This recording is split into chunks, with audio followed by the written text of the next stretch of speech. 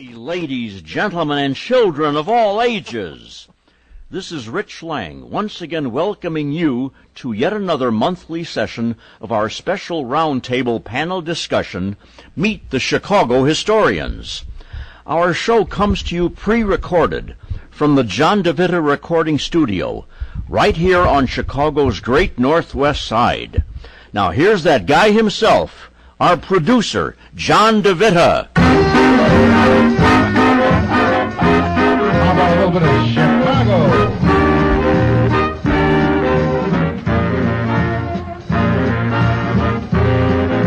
From the John DeVita Broadcast Center, welcome, ladies and gentlemen, to another broadcast of Meet the Chicago Historians on the Windy City Hometown Entertainment Network on Monday, April the 15th, the year 2013. Today's panel will be talking about Chicago, the nation's railroad crossroads. So sit back and enjoy Meet the Chicago Historians. And now, to start today's broadcast, here is our announcer, Richard Lang.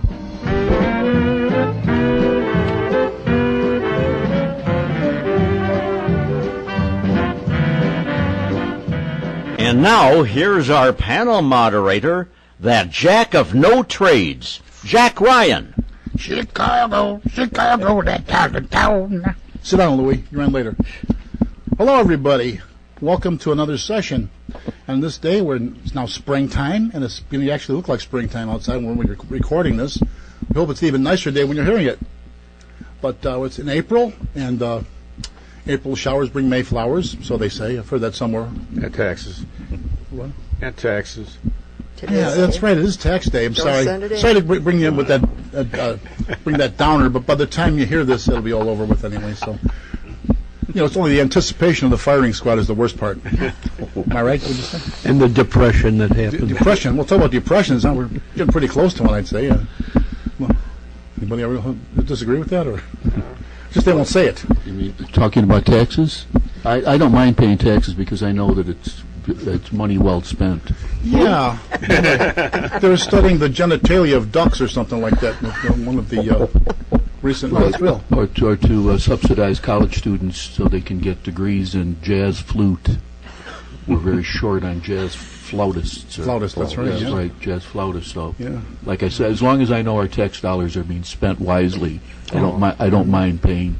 And teaching shrimp to run on a treadmill. Right, exactly. That's exactly what I'm talking about. Well, you know that when your money goes to the government, it's going to be for a good purpose, right? Exactly. But it's the government. The government say so, right? Oh, somebody's got to learn how to fly planes off for vacations. What were some of the other ridiculous things we've heard over the years? Can anybody remember any of the... how much you can put in a brown paper bag, the pounds. That's your fall.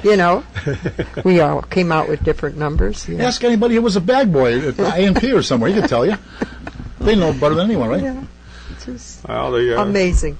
I always like the little trips that doesn't cost the taxpayers any money, about $6 million to go to Hawaii for vacation. Mm-hmm. Or else a little trip for $500,000 for... see what's going on. The Paris, where how much? 100,000 was the motorcade or something there for? Could be for giggles, But just think, when you run out of money, you can go to my pension fund and take some. Well, what did Margaret Thatcher say? By the way, she's on the list. Margaret Thatcher said the trouble with socialism is pretty soon you run out of other people's money. Yeah, and I think we're about there. She was so right. Anyway, let's say an introduction here. Let me see. We'll go around. This will be counterclockwise. Sitting on my right is. Tom McKenna, retired Chicago police officer, and I'm looking forward to today's program.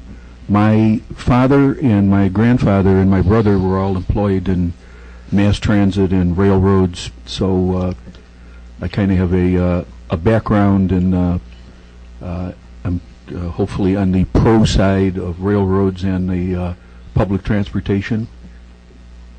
My name's Al Opitz. I'm president of the Austin Urban Community Council, and like trains.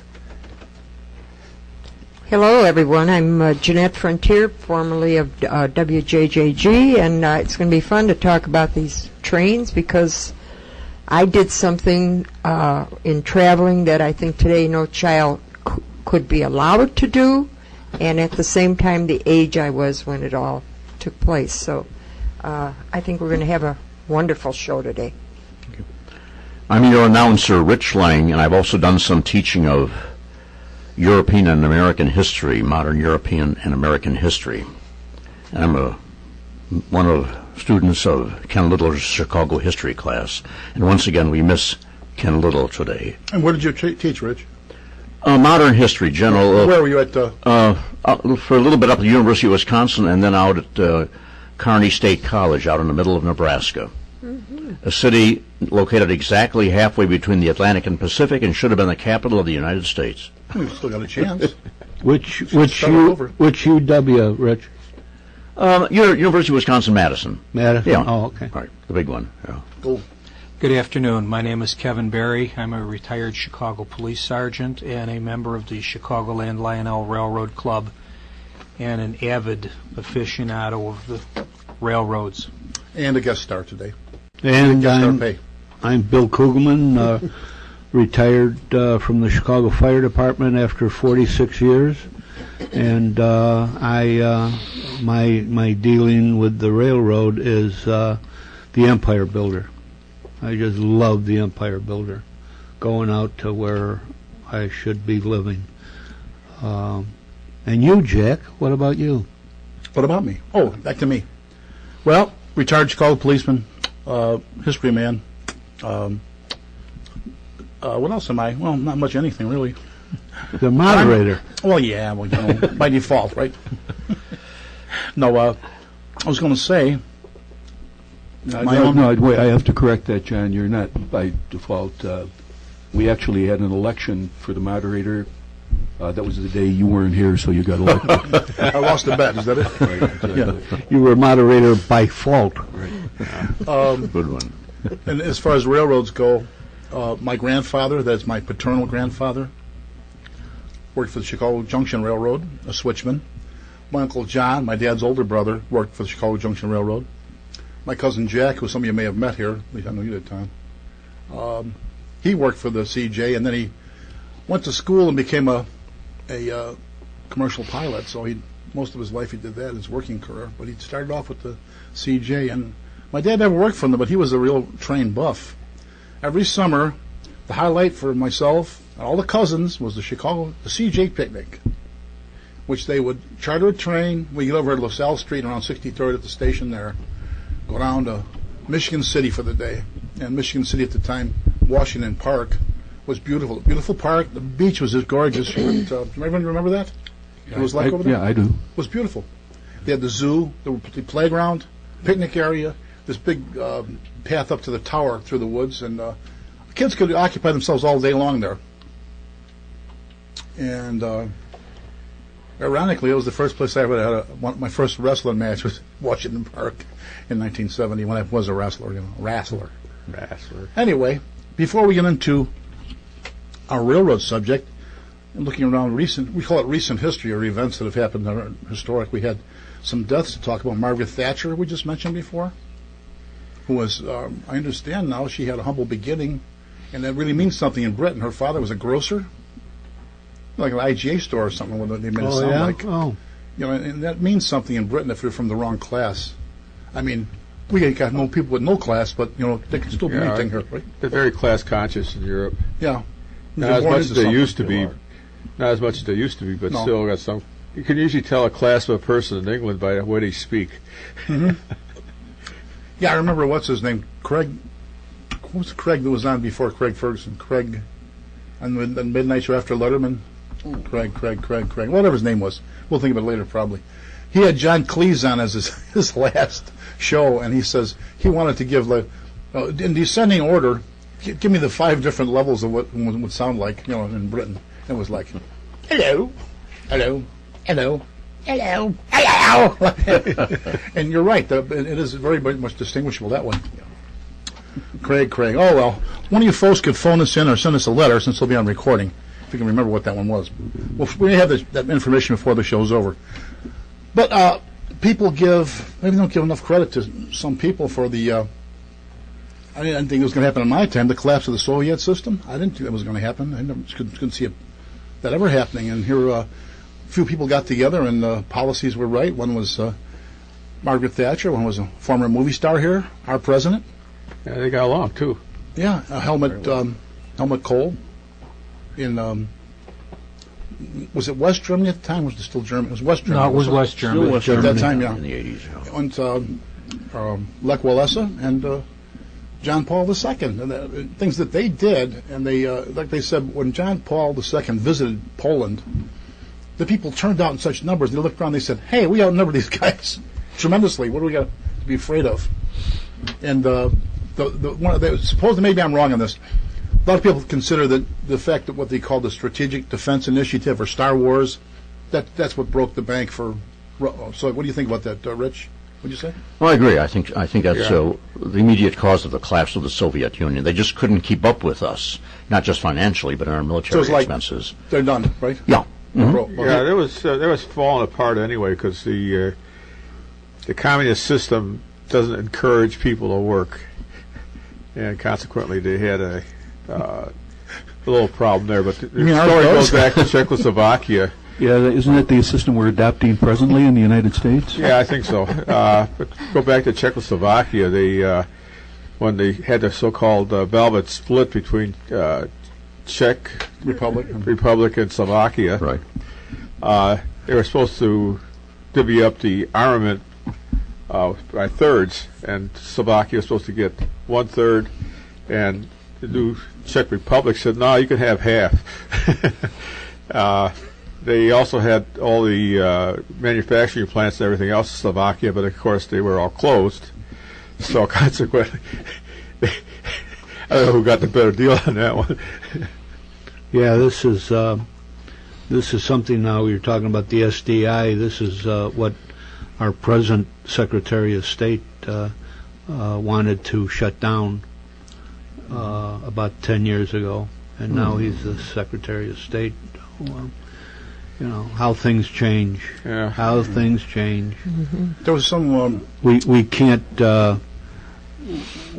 bang other countries' politics until we straighten ours out.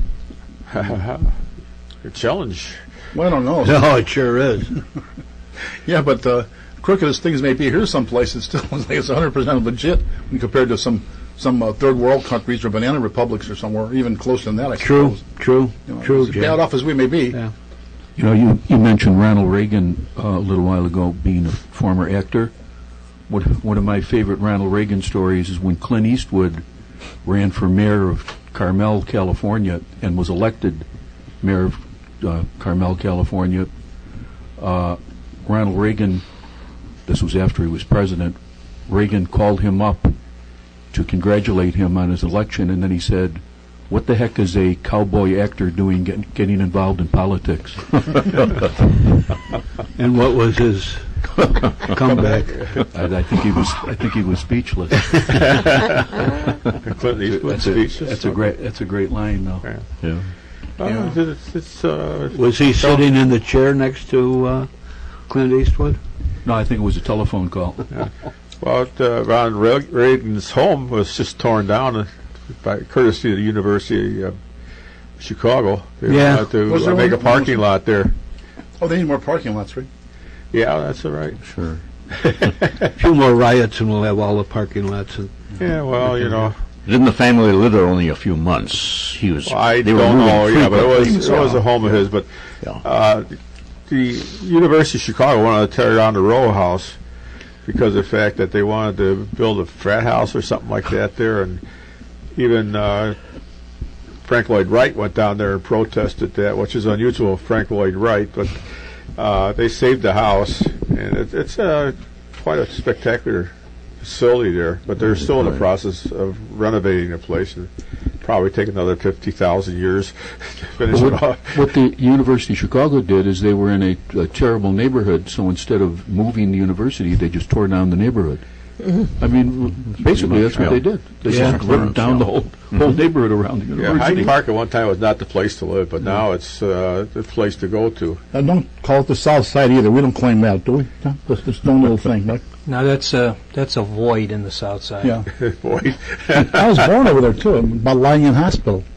Lying? Oh. Lying In. Oh, Lying In. It was all maternity Oh, okay. My mother needed a specialist. I was 10-14 when I was born, you know. Did she put in for disability after that? Yeah. Oh, yeah, she did for a while. Well, she had 3 more. They were really good parents, right? They had 3 more after me. Imagine that. They didn't learn anything, did they? They had 3 more. And, you know, and she was obviously not feeling so well, and the doctor asked her what she considered breastfeeding. She said, no, let's just be friends. Oh, jeez. You're bad. That was Jack Ryan. It's in case for those of you. Take a disclaimer. Everybody, speaking of... Everybody's out of a job and he wants to be a comedian. Well, they used to call it 20 years of vaudeville with a pension, but we had more than 20, but we had funnier stuff to deal with. But nobody wants to give Reagan any credit for any of this. It was all Gorbachev did it, and the Pope. Yeah, well, he played a part on more on our side than. Yeah, well, you know, Reagan, he went over there, Mr. Gorbachev, tear down these walls. The speech is a lot longer than they make it. That's the last part they always do. If you want this, if you want that, tear down this wall. He had everybody in his cabinet that said, don't do that. And he said, no, I'm doing it. Yeah. He was not diplomatic, I guess, the way he put it, because he had to go through diplomacy to say that. But isn't that great? Yeah. Isn't that great? It was refreshing, wasn't it? Like Harry Truman. You have to keep in mind that Ronald Reagan served in the military, but he started his career as a cavalry officer. Mm-hmm. You know, that's some really old thinking. Mm-hmm. Yeah. Well, the cavalry, you know, they still had the cavalry, but now they mechanized it, so whatever. No, he was in the horse cavalry. So it was interesting. Big George, wasn't he? So was Custer. Yeah, well, Reagan's ego wasn't quite on the level of Custer's. But if nobody's on it. you had mentioned before we started the show about the Air Force Museum at Dayton. Yeah. They have Reagan's AGO card. His military ID card is on display at the Air Force Museum at Wright-Patterson Air Force Base in Dayton. Really? Well, I always enjoy going there. If you go there, you got to figure in 3 days to go through that museum. There's no way getting around it. And go on a weekend, you can watch them do the restoration hangar. And they got 2 B-17s in there being rebuilt, plus a few things that nobody ever heard of. And they're put them on display one of these years. It'll only take you a couple hours to go through our museum here, the fire department. Yeah, but somebody's got to find it. Oh, it's easy to find. Western Avenue. Yeah, it's a long street. Well, it's the only fire museum on Western. Yeah. You got anything going on there this month, Bill? We have open house the last Saturday, and we are looking for a stipend from the city to get another 10-year lease. Oh, just leased? Yeah. Oh, it should be given to you. Yeah, no, we lease it from the city. Yeah. At a very good price. Well, good. I hope so. Yeah. Well, you know what? Maybe you can get the same deal that our mayor gave to the Wrigley Field today. What did he do? What did he do? Well, everything is fine between the mayor and the Ricketts family. I guess the people that live in the area aren't too thrilled about it. Oh, the rooftop people aren't thrilled about it. But I guess Emmanuel and Ricketts, they negotiated everything except getting a major league club to play there. Do you think they should have gone over to Rosemont?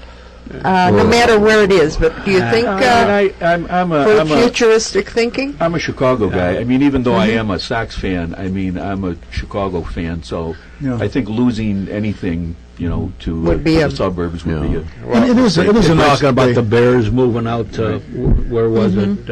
Arlington Heights. Arlington Heights. Remember what Daley told them? The racetrack. Yeah. Daley says you move out there, you won't be the Chicago Bears. Yeah, right. I mean, we're at Metro J. Daley now. Yeah. Well, the thing on the Cubs, though, my wife was going to downtown about 9 o'clock in the morning. The Cubs fans are already on the bus going to Cubs Park. Mm-hmm. So, I mean, you don't see this as Sox Park at all. It's like a throwback. Well, my mother had the greatest line that I ever heard. She said, "Tommy, when you get married, marry a Cub fan, because anyone that can back a loser like that for all those years won't have any problem with you. Your mother said that? So did you? Oh, no, I married a Sox fan. But Dress for punishment, huh? That's right. it is enjoyable outing. I went with my cousin last year. His rehab group had tickets, and just so happened that Ozzie was in with the Miami team, and Burley was pitching, so I wasn't lost. But they did lose to the Cubs that day. But it's nice. It's low key. It's like old fashioned. Like you walk to the park. You have to worry about the neighborhood. I don't think. Of course, vultures come around anywhere. Yeah. Anywhere there's something to be had. Yeah. But no, it's safe. It's safe there. There's nothing wrong. I don't feel at all, sorry for those rooftop people. Well, they're like parasites anyway to begin with. They're selling somebody else's product. Yeah. The eavesdroppers or whatever. Exactly. Well, they knew when they moved in the area that they're going to be crowded because of the ball game and all this other stuff. And, The only other park I can think of that has anything similar would be Fenway. You've seen Fenway. Anybody seen Fenway? I saw it once, but I don't It's remember. right in the middle of a neighborhood. If you didn't look up, you didn't even know it was a ballpark because there's storefronts on the sides. And we got there. This is in 2003. Went to a couple of games. Then went down to visit the kids because both of them were living in Arlington, Virginia at the time. And we saw 2 games and get out there.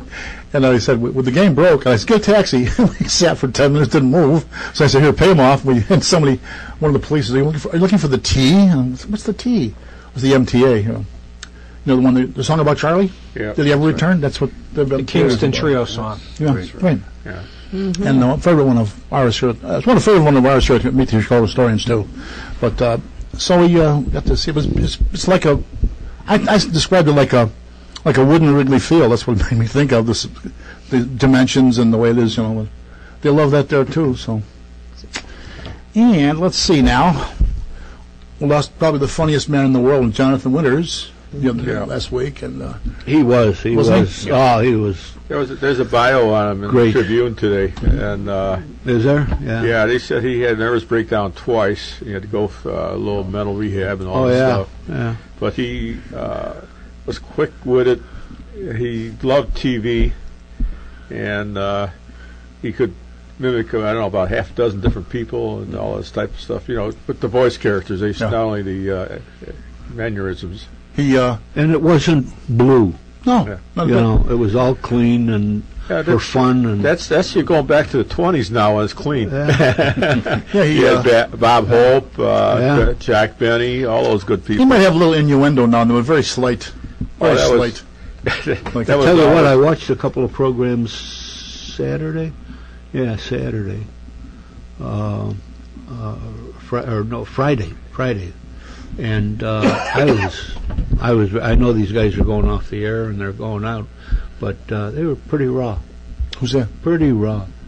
Oh, one of them was Jay Leno.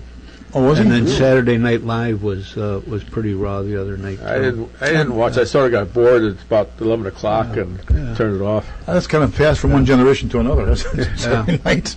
Well, Jay Leno said that he's getting pushed off the air anyway, so he didn't care anymore. Well, that's what I'm saying. Yeah. But he was always a stand-up comedian, as such, and the claim is that all the money he's making off the TV, he just banks. He lives off his other investments and acts and stuff like this. Yeah. There's a lot of old cars. Yeah. Well, I doubt if we'll be running any tag days for David Letterman either very soon. Well, Dave, I don't like watching him. I used to be faithfully watching him until he became a character assassin. And I said, no more. Well, the trouble with Dave, he starts on one subject at the beginning of the show and doesn't leave go of it for an hour and a half, or an hour or whatever. An hour. And you get tired of listening to the same stuff over and over I again. appreciate his humor, but as I said, when he became a character assassin and for the demos, the national ticket, I said, goodbye. Yeah. I'll go watch Channel 23 and see, I don't know, what's on there now. Well, they say television, the quote was, it's a vast wasteland. Right. And I watch so little of it, so I'm not a big judge, but I have never seen so many shows that are absolutely ridiculous. the money they're paid to do those shows, and you know, and you don't have to be. It's almost as bad as sports people. Well, I'll tell you what. The whole thing is entertain us, but you know, so vividly portrayed. Well, you know, and the language, and the language. Oh, yeah. Well, you know, someone my age that grew up without television, and then now it's all television. The story that I tell about, you know, going to the vast wasteland topic, this is about, I'm going to say, 30 years ago. This was pre-cable television. I was out in the West. I was in a suburb of Palm Springs, California, and there was a hotel that advertised dish satellite television. It was brand new at the time, and they advertised, I believe it was 80 channels of television. Now that seems like nothing to us, but in the time it was, I said, wow, this is unbelievable.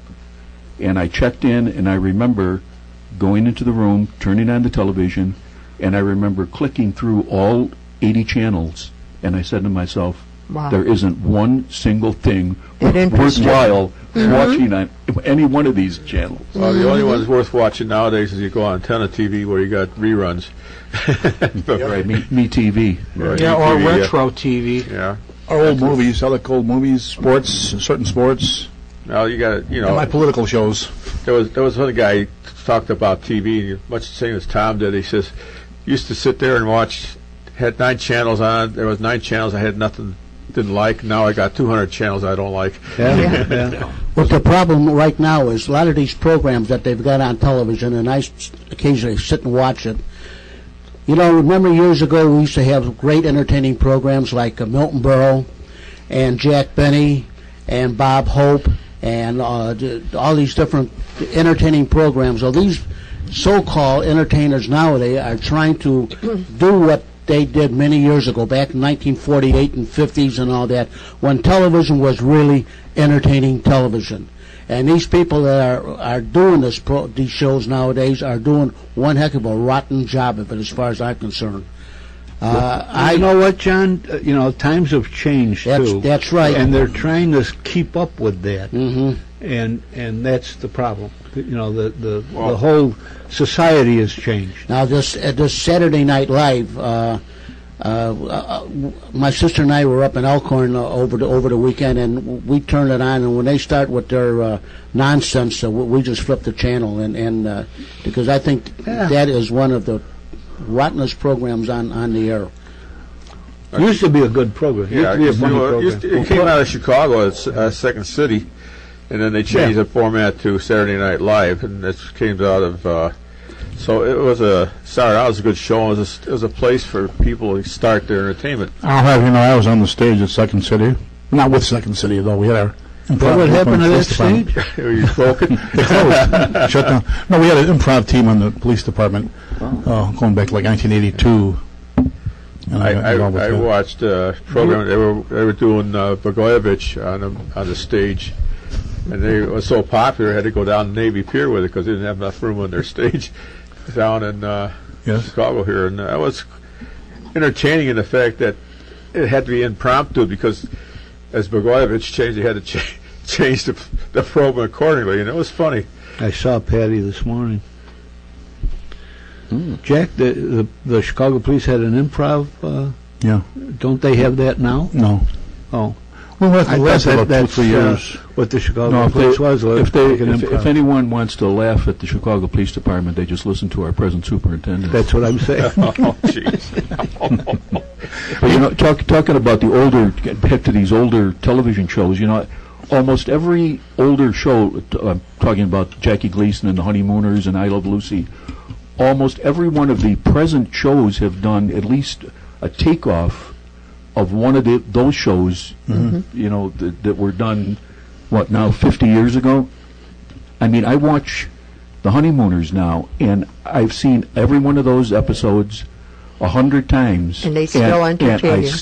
They're still funny. I still laugh. I mean, one of my favorites is when Jackie Gleason, he thought he was going to be the convention manager for the Raccoon of the Year. for the Loyal Order of the Raccoons, and Ed Norton said to him, he said, "Ralph, how do you know that that you're going to be convention manager. He said, well, the Supreme Grand High Exalted Ruler called me at home, and he said, has the Supreme Grand High Exalted Ruler ever called you?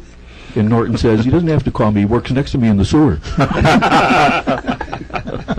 I mean, lines like that, again, I've heard them probably 1,000 times, and they're still funny. A lot of slapstick. How about Chef of the Future? Yeah. Don't get nervous, Norton. Why would I be nervous, Ralph? Just because millions of people are watching me? You're listening to Meet the Chicago Historians. We'll be right back.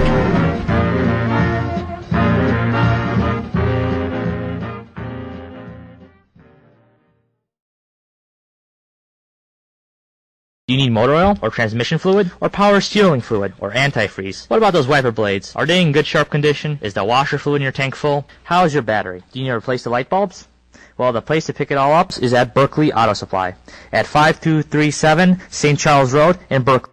Stop in and see Tom, and he'll get you any part or supply that you might need for your vehicle. Tom at Berkeley Auto Supply has everything you need for your vehicle. Has every tool, parts, and supplies you may need from the front bumper to the rear bumper, from the top of your roof to the bottom of the chassis. You can call Tom at 708-544-8350, and they are located at 5237 St. Charles Road in Berkeley. Tom's hours are Monday to Friday, 8 a.m. to 8 p.m., Saturdays, 8 a.m. to 6 p.m., and on Sundays, 10 a.m. to 3 p.m.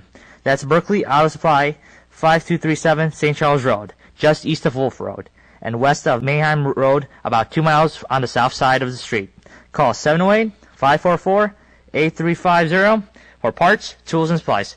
It's Berkeley Auto Supply, 708-544-8350.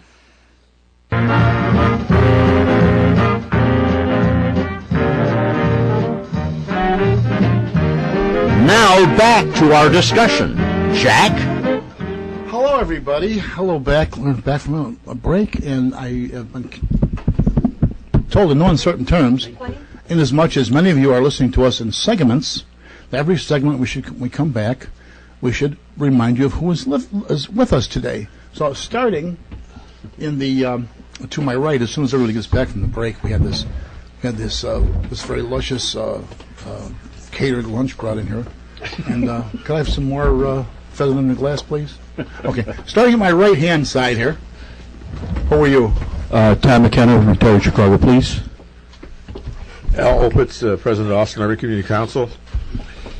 Jeanette Frontier from WJJG. Your announcer, Rich Lang.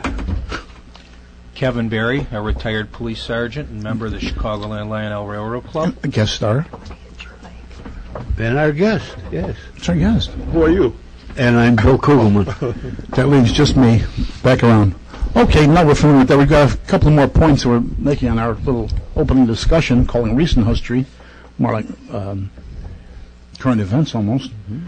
We also lost recently Annette Funicello, which all baby boomers, I'm sure, will remember her. Oh, yeah. All in love with her. Oh, yeah. Hell, yeah. She was the last Musketeer taken in. Disney went with his one daughter to some, but was a ballet recital, I believe. And there she was, and he says, you're Musketeer. You're going to have big ears. Yeah. Go along with the other big things. Well, record contracts, movie contracts, right?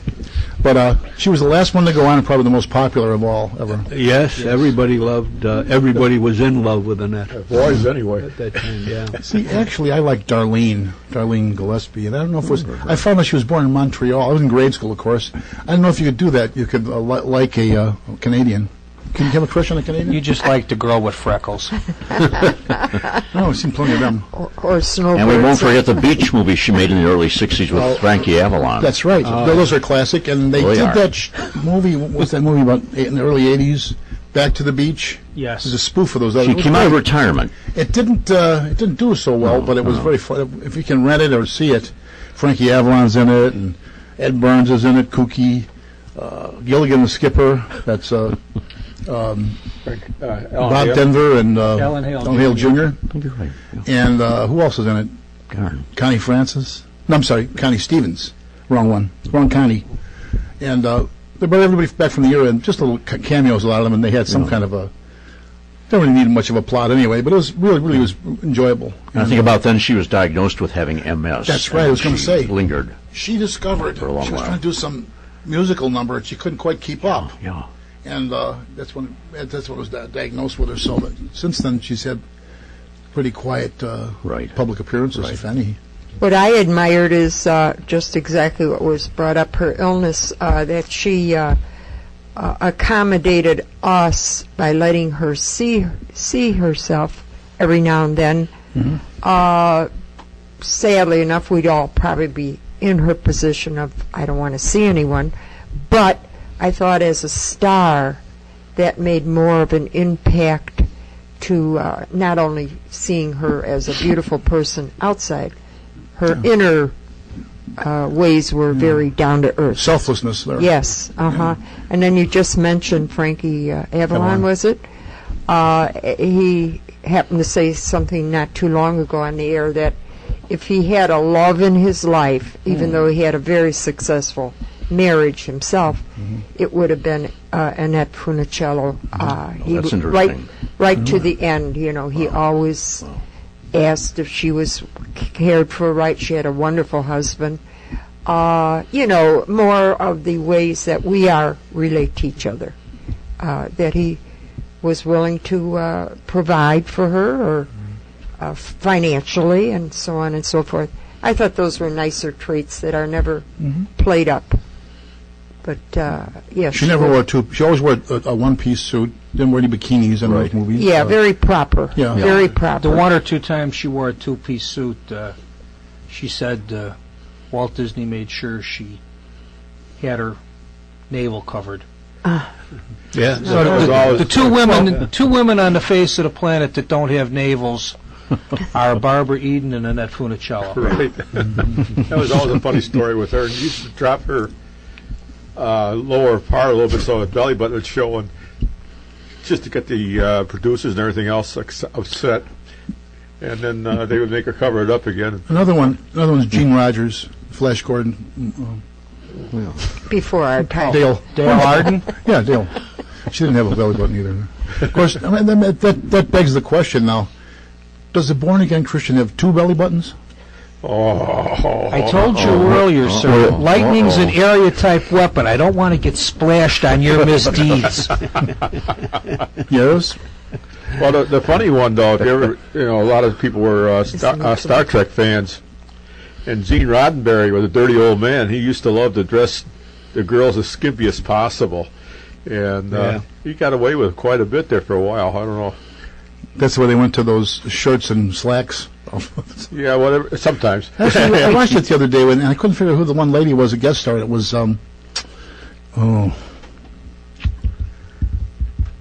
Sally Kellerman.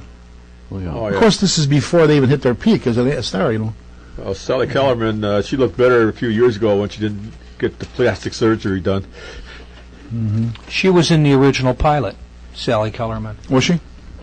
Yeah. She was. I think the episode is where no man's gone before. That's the one with Gary Lockwood. Was it? Okay. Yeah. Maybe this was new. I don't know. No, it's Where no man. It was the original pilot, and then the second pilot was the Glass Menagerie. That might have been the first one. Come to think of it, that I saw. Star Trek. Because Majel Barrett, who wound up playing Nurse Chapel, played the executive officer in the original pilot. Yeah, she was married to Gene Roddenberry. Yes, she was. That's right. Paul Fix, Micah from The Rifleman. He was in it too. This one. So. And, what's her name? Nicole. Black girl. I forgot her name. Nicole Nichols. Nicole Nichols. Nicole Nichols. Yeah, she wanted to quit the show, and everybody thought the black organizations thought she was such an inspiration to the black kids and everything else that they wanted to stay on, and so she did. She credits. She said that Martin Luther King Jr. actually told her to stay with the show. Yeah, really.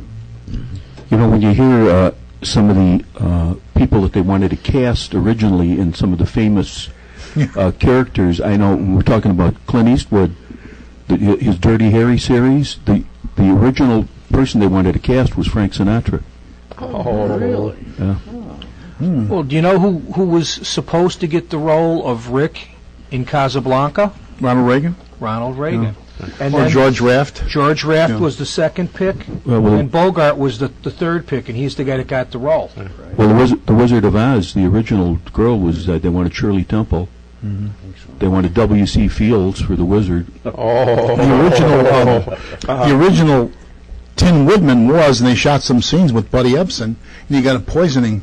He was allergic to the he almost silver died tint from that. and the grease paint. So they continued with Jack Haley. So Boy, you guys have really lost me. I mean, just before your time. Mine was Dale Evans. And, Oh, yeah.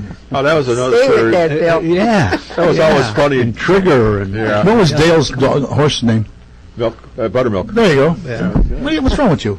But the funny story always goes on that there was supposed to be some kind of animosity between Roy Rogers and Gene Autry, and they were all the best of friends. But apparently somebody spread the rumor that they had some kind of animosity between each other. That somebody, like Jack Benny they and call Fred it Allen. the media. Or the agents. The media. They think something has good. Yeah. Get it out there. Yeah. But the other one that I always enjoyed, well, a little bit aside, that was Jack Benny with his violin playing. He was quite a concert violinist. Yeah. And it wouldn't make any sense to be funny if he played good violin on the radio. So you always had the teacher there. Butchered the violin. Professor LeBlanc. LeBlanc, Mel Blanc. Mel Blanc, yeah. I don't know, one TV show, of course, Tom and I, and most of us probably remember more television with Benny than the radio. Am I right? I remember both. Both here. Yeah. So I hear him on the weekends now, but the one was so funny. He's at home and he gets Rochester's going through the mail, and he says, "Here's one from your Jack Benny fan club. They want you to appear next Thursday, you know." He goes, "Well, I won't be able to make it." He says, "Yeah, but P.S. please bring your violin with you." Well, that did it for him. So he gets there, he's playing Love and Bloom for him, you know. He gets the high notes, they all scream like it was Elvis, you know. It all screams. Rochester was sort of unusual. Jack Benny was one of the first ones that hired a black for his program. Yeah. And I forgot his name, Roscoe something or other. But anyway, Eddie Anderson. Eddie Anderson. That's it. And he was always funny. He got that part they were talking about, that interview Chuck Shaden had with him, or somebody with the Jack Benny program. He was supposed to be in the one show that's on the radio. He's supposed to run into Frank Nelson as a conductor. You know Frank Nelson? Yeah. Well, he was unavailable, so they thought they'll have the sleeping car porter, and his name was Rochester Van Jones, and he had a bunch of stick with him. And they did so well. A few weeks later, weeks later, he meets him in Los Angeles and says, "How would you like to be my valet?" And that was it. Well, I saw Jack Benny out in Las Vegas, and I've seen probably every major comedian on stage in Las Vegas. Jack Benny, without a doubt, was the funniest entertainer I have ever seen in Las Vegas. Very good. And I saw him, I mean, from Johnny Carson all the way down through the ranks. From the time he walked out on stage, and I really didn't want to go. I was with my father, and he said, "Oh, let's go see Jack Benny." And I really, well, I mean, I always liked Jack Benny, but after that show, from the time he walked out on that stage till the time he walked off, they introduced him as, "And now a man that needs no introduction," and then they play his song. He walks out and he said, they always introduce me that way. He said, but just in case, for those of you that don't know who I am, I'm Burt Reynolds. And there it went. Then from the entire show, he was just one. And Tom, another thing, if you did see him in person, do you recall that he could just stare into the audience, like with a smirk, his not timing, say a word, Yes. and everybody would be doubled over. That's right. Yes. He was a master at, too, was making his guests stand out in his program. In other words, he never overtalked them. Never overrode him or anything And the else. supporting characters got off the stole the laughs. Underplaying a role. And he didn't. And Johnny Carson was mimicking that was quite a his bit too. That's why. mentor, wasn't it? That's how he. I believe so. He didn't care who got the laugh as long as there was a laugh. That's right. And so often it was at his expense, right? Yeah. He's a miser. He's whatever he is, you know. The trouble was when he went on TV, he couldn't go down to the vault. He did. He did once. Did he once? I don't remember. But much that. funnier in your imagination. He did a few times, yeah. He was hiding that guy from the It's Redcoats. just like Fibber McGee and Molly in his closets. Yeah.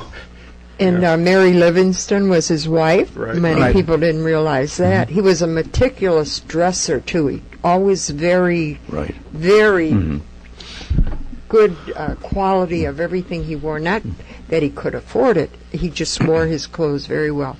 He was a very good example on a stage. Very generous man, too, I understand. And what a smooth transition he made from radio to television. Every of his supporting characters went with him and did well. Went with him, right. Yeah. Tom, I'm just wondering, Tom, did you have a particular disappointment in some live comedian that you had high hopes for and his... No, they were all good. Some better than others. Right. Las Vegas, they don't have bad entertainment out there. Some are better than others.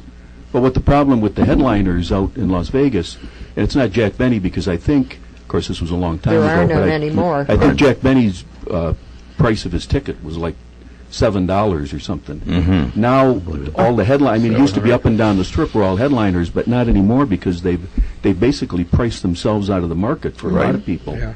I mean, like Celine Dion is I think $200 a Yeah, there were 100. How many years ago we were out there for that? Chicago Police Association of Nevada, which has almost 1,000 members out there. They have a get together every year. They bought an old squad. It's got the Chicago markings, the blue, the light with Nevada plates on it. Anyway. I could tell you. You were saying, were you ever disappointed? Bill Cosby. Really? He did not do the humor that we could relate to, and to me, many came walking out saying that was the worst show I ever saw. It just had that. Interesting. No, go ahead. The best one is, and I've told it before, is we went to see Bob Goulet, the singer, and Robert Goulet, and he had just gone through his divorce, and the background behind him was photos of his family life. Anyway, when he came out, it was a midnight show. The various tables were filled. It wasn't a filled show. And he came out, and he was very drunk in plain English, and very, very sobbing-like. And he was just in a terrible, terrible position. And in fact, we could hear people in the back of the curtain saying, like, come back. I guess he wasn't supposed to have come out like that. Anyway, the whole audience literally left, and we stayed, and he ended up sitting at our table telling us his life story and how bad he felt. It was just unusual, maybe to somebody who'd say he sat with us. That wasn't the point. He was just one huge mess. Well, So did he do any singing, Jeanette? nothing, Or was he just rambling? nothing. No, Really? did nothing. He just. And I how don't much know. were the tickets? Oh God, maybe at them days $80 or something, or Yeah, that was 100. enough. Oh yeah, it wasn't good. But 'Cause I think in recent years, we might remember on WGN during the day, Judy Markey and Kathy O'Malley, they frequently made the point that they had Robert Goulet on their show, and he was such a disappointment, didn't want to participate, just talked in monosyllables, that they basically booted him off the show. And yet I saw him in his first appearance of Camelot. And, he was just attractive and did well. This voice came out of nowhere. Credit where it's due. He certainly had a talent. But I think down the line. Is he just still failed. around? No, he was passed Is he on. dead? Did he? Yeah. No. I remember he used to go on Carol Burnett's show all the time. Yeah, that's And right. he was pretty good at there. And she always used to pronounce it Robert Goulet. Does Yeah. anybody remember his one dramatic television series? Oh, Probably not. Yeah. Blue Light? Blue Light, thank you. Wow. He was a How'd double you get- agent in Nazi Germany. It came on, they brought, ABC was losing its shirts. They brought on like 6 new shows in 1966, January. Batman, Blue Light, Red Buttons, and The Double Life of Henry Fife. A spy spoof. Something with T.H.E. Cat, and one more I can't think of. Oh, that was Robert Loggia. Yeah, right. But the only one you can remember that made it was Batman. So. Yeah. Well, another comedian that appeared, talking about comedians in Las Vegas, he was probably the first major off-color comedian that was Red Fox. Oh, yeah. The places that he performed out there, the workers, the waitresses, cocktail waitresses and bartenders, they would have a pool to see how long it would be before the first person walked out of the show, and then a total number of how many walked out, because Red Fox was brutal, and this is probably 25, 30 years ago. I mean, now all the comedians. Well, you spent some time with him. Red Fox is mild-mannered. Well, the other one was really rough on people was Don Rickles. I saw him a year and a half ago. That was his. But he did it in a rather pleasant way. You couldn't get against him personally. Buddy Hackett was very blue, I think, like Red Fox. Another one. But Don Rickles could get very biting and caustic, but nobody seemed to take it personally. He says because at the end he'd say something very general. He'd say, "Are you Chinese? Oh no! Oh, get your eyes fixed." You know, I mean, things like that. Right. But Frank Sinatra, make yourself at home. Hit somebody. I don't want to embarrass you, Tom, but they used to say Tom looked like Robert Goulet. Yeah. Well, the other one, you got to go back in the old days. Yes, I could. You should come they here. said I looked like Charles Durning, or which was it Robert Redford? One of the two. Yeah. Come back here to Chicago for entertainment. A lot of entertainment started here in Chicago that went out there. But anyways, the one I always enjoyed was going to Matt Idler's. Oh, Matt Idler's was a... the home of the singing waiters. Yeah, that was... And then I was going to go back again, it was closed. But it was just about that time. And I took a girl with me, and they had the women up there smoking cigars and all that stuff. You know, cigars, cigarettes, tipperillos. Yeah. One last death I have to report, and it's Joe Weeder. Does everybody remember Joe Weeder? Nope. I do. Oh. Muscle Magazine. Original fitness. Yeah. He was young. Well, according to the paper, he was either born in 1919, 1920, or 1922. Take your pick. But I do know the story behind him. He was a young Jewish kid in Montreal, him and his brother, and he started working out to build himself up. He was underweight or whatever, and he was reading. Strength and Health was the magazine for years, Bob Hoffman's weightlifting and bodybuilding magazine. So World War II comes along, and for some reason they couldn't send Strength and Health to Canada. So Joe, being enterprising Jewish boy that he was, he went out and got all the people who were subscribers and started with a mimeograph publication called Your Physique. He sent it out. There's a copy of it online, but that was the start of the empire. And he was a multi, probably billionaire when he sold his publications in 2007 to some other outfit. It was like Muscle and Fitness, that stuff, Men's Fitness, I think it was his too. But he had all kinds of publications over the 50s and 60s, and he went and did it. Started with a mimeograph sheet. So I can say none of us ever read it or used it. Well, Jack and I grew up together, and I remember when he was buying all those bodybuilder magazines. Most people thought that he was interested in physical fitness. I just thought he was gay, but they weren't really using the word gay yet, were they? Right. Yeah, they weren't really gay at the time. They really ruined that word. Didn't Joe Weeder claim to be a mentor of sorts to Arnold Schwarzenegger? Oh, sure, yeah. He did actually. Yeah. I think he brought him here and probably had him under contract, really? And to endorse his products and whatever, because it started off, that physique thing started off like an offshoot of weightlifting competitions, and all of a sudden they got bigger and bigger. There was no money involved. You had to really love what you were doing or whatever. But some of these guys don't talk to physical fit. I went to physical training because of a knee replacement. Rehab, physical rehab. And she said she gets some of these weightlifters in there, and they're in bad shape because they do weightlifting, but they don't do any cardio. And they're all in bad shape. You know what? When I come on the job, and you were down in the academy, you'd always get the captains from good companies would come down, and they would pick out who they wanted of the new candidates and that. And I remember one guy. Willie McDonald is captain of Truck 10, and he told us one day that it came on, why would these truck captains always want the big guy, the muscle guy, and that? And he said, no. He says, I don't want a big muscle guy. He says, they're all useless. And when I got on the job and started to be a boss, he was so right. These guys with all the muscle, they were absolutely useless as firemen. And the police department had the same thing. The guy just died. You know who I'm talking about? Sergio Oliva. Yeah, Sergio. Sergio was a Mr. Universe. Mr. Universe, and I owned a 2-flat at 1050 North Walcott, and he rented the first floor from me. And he was, and the guys I know that worked with him up in 24 and 17, he says he was the most useless guy around. All he was muscle. Well, I'd go over there, and he would not pay his rent. And he was married to a little Mexican lady, really a nice gal. And the one who shot him? Went over. No, this was his first wife. And she had a black guy, and she had been beat up, and I can't think of her name now.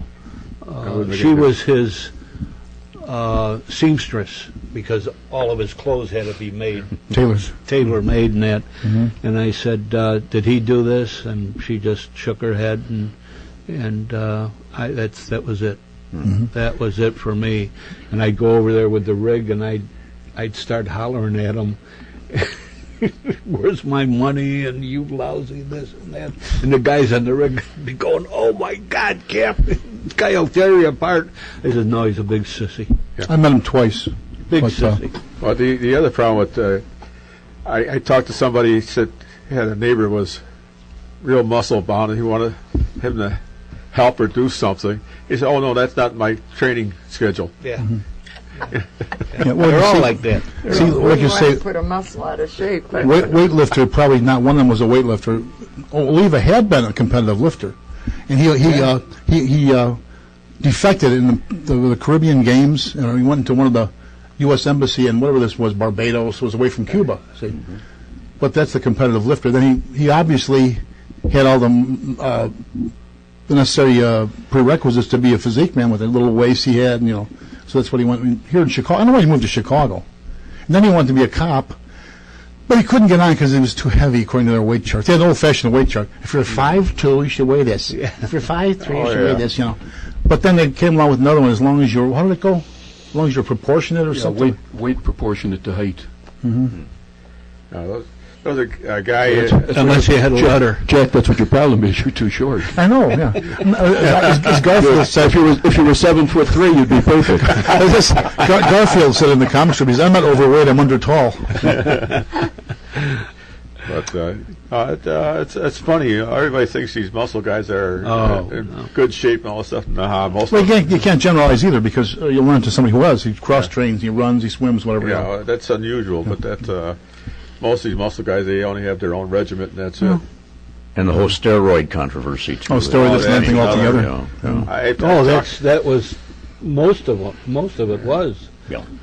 We had another guy that was, I don't know where he got it from, but he used to pose for the summer Montgomery Ward catalog. Catalogs, yeah. Was it funny? Yeah, and he was Mr. Muscle, and he used to get detailed over by us when I was on the squad, and the guys would say, Cap, for Christ, send him back. We don't want to take care of this guy. Get him out of here. He's completely useless. Totally useless? Good for nothing? Huh? Good for nothing? Oh, yeah. Well, the other problem is, I knew a girl when I was working for the water department. She claimed she was a muscle builder and all this other stuff, and she was taking steroids, and it screwed her all up. She says she pulled her muscle because she pulled too many weights and all kinds of crap with her, but she was such a hypochondriac, I couldn't tell if she was telling me the truth or not. Probably 90% BS, huh? Could be. She was a small girl, yeah. Good friend of mine, Rudy Steigerwald, just died. Rudy was 81. I don't think Rudy ever weighed more than 125 pounds. One of the best workers and firemen that could ever get. What a great guy. And he was just the ultimate. And here he is. And yet he'd be working with guys that were twice his size, twice his weight. He could outwork them 10 times. Well, that's what's in here. Yeah. It's in spirit. Exactly. Yeah. That's exactly. I remember when I was working construction engineering, there was a old timer there. He was a pipe fitter. And he looked like he was slow and everything else. And all these other guys were, go to and everything else, he'd be the first one done. Mm-hmm. He knew how to lay out the pipe. Mm-hmm. He would put it together real quick, and he was done. The other guys would sit there and try to figure out their stuff and everything else. So it's all a lot of technique. Mm-hmm. But the other guy that we missed on people that died recently was Ralph Rees, the canoe man down on. We said that last time. Yeah, we Chicago. last time or 2 times ago. I went by there. The store is still there. They're trying to sell out. Yeah, Chicago Canoe Center, where we rented our canoe trip down the Illinois River in 1962. Right. Yeah, he was still a working blacksmith. Yeah. And we're our transportation crew. But I didn't know he died a month ago. That's more than that. Yeah, it is more than that. I was going to mention you mentioned it. Yeah. You've been listening to Meet the Chicago Historians. Please don't turn that dial.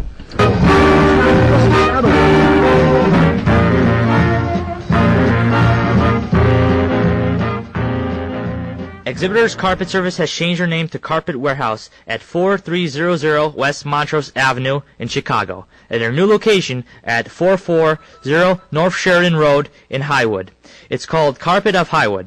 Stop in at Carpet Warehouse at 4300 West Montrose. Phone number 773-283-0100 or at 440 North Sheridan Road in Highwood. Phone number 847-266-1400 for your carpet in your living room, dining room, bedroom, den, or family room. Stop in at either location for a great deal. Once again, Carpet Warehouse, 4300 West Montrose Avenue. Phone number 773-283-0100. In Chicago or Carpet of Highwood, 440 North Sheridan Road. Phone number 847-266-1400. Remember, if you need a carpet for your living room, dining room, bedroom, den, or family room, stop in at 4300 West Montrose Avenue in Chicago. Phone number 773-283-0100 or at 440 North Sheridan Road in Highwood. Phone number 847-266-1400 for a great deal.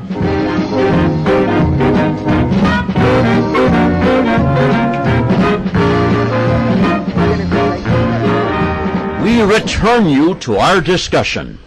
Okay, we're back from recess again, gang. And once again, I will call out names this time and see if everyone is present, and we will know who you're listening to. For all those who are listening to the segmented version of the show.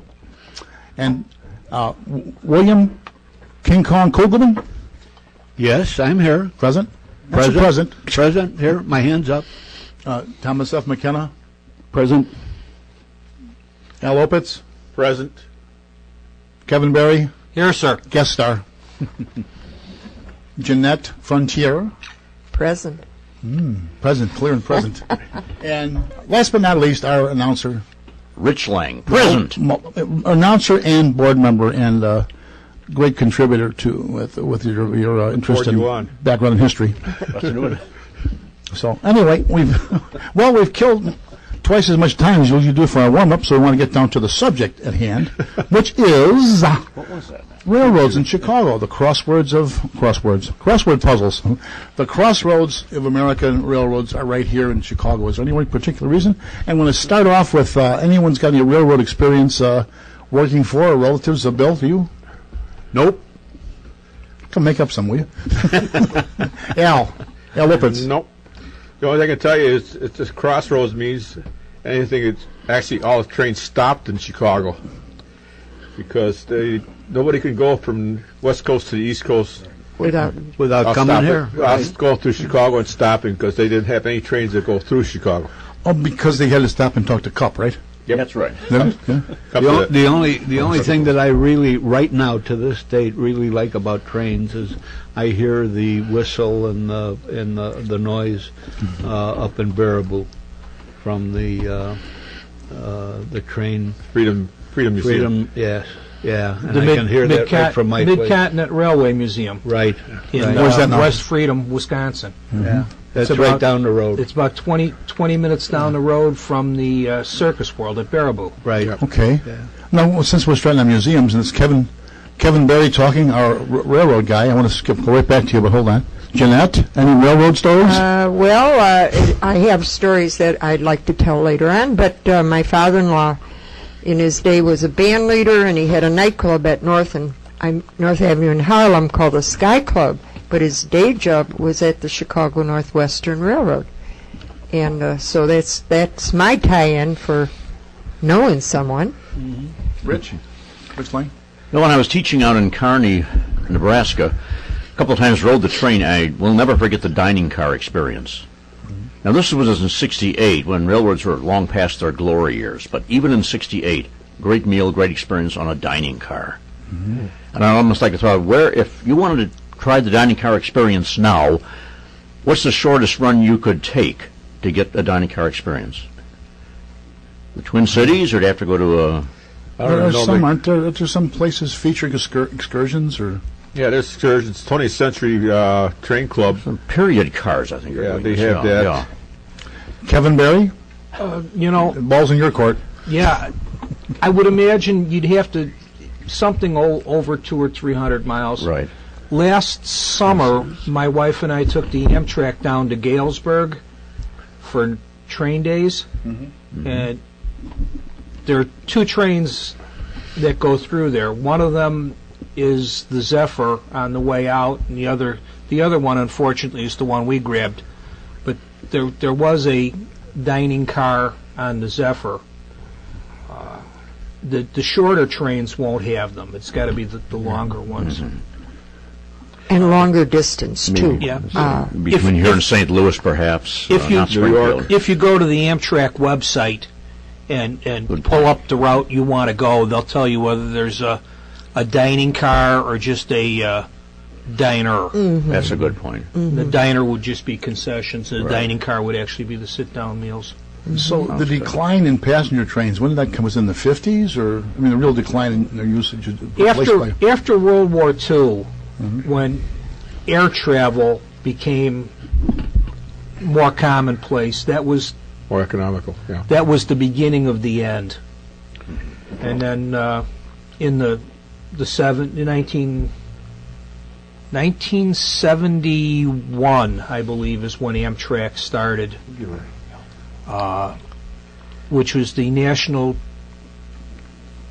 Passenger Transportation Act that was signed into law by Richard Nixon, because all the roads wanted to get out of the passenger service because there just wasn't any money there anymore. Mm-hmm. The real money in railroads was in freight, and because all of the air traffic, a lot of the mail that used to travel by rail was traveling air cargo. Mm-hmm. I will give my age away when I talk about a railway post office car, mm-hmm. where they actually sorted the mail.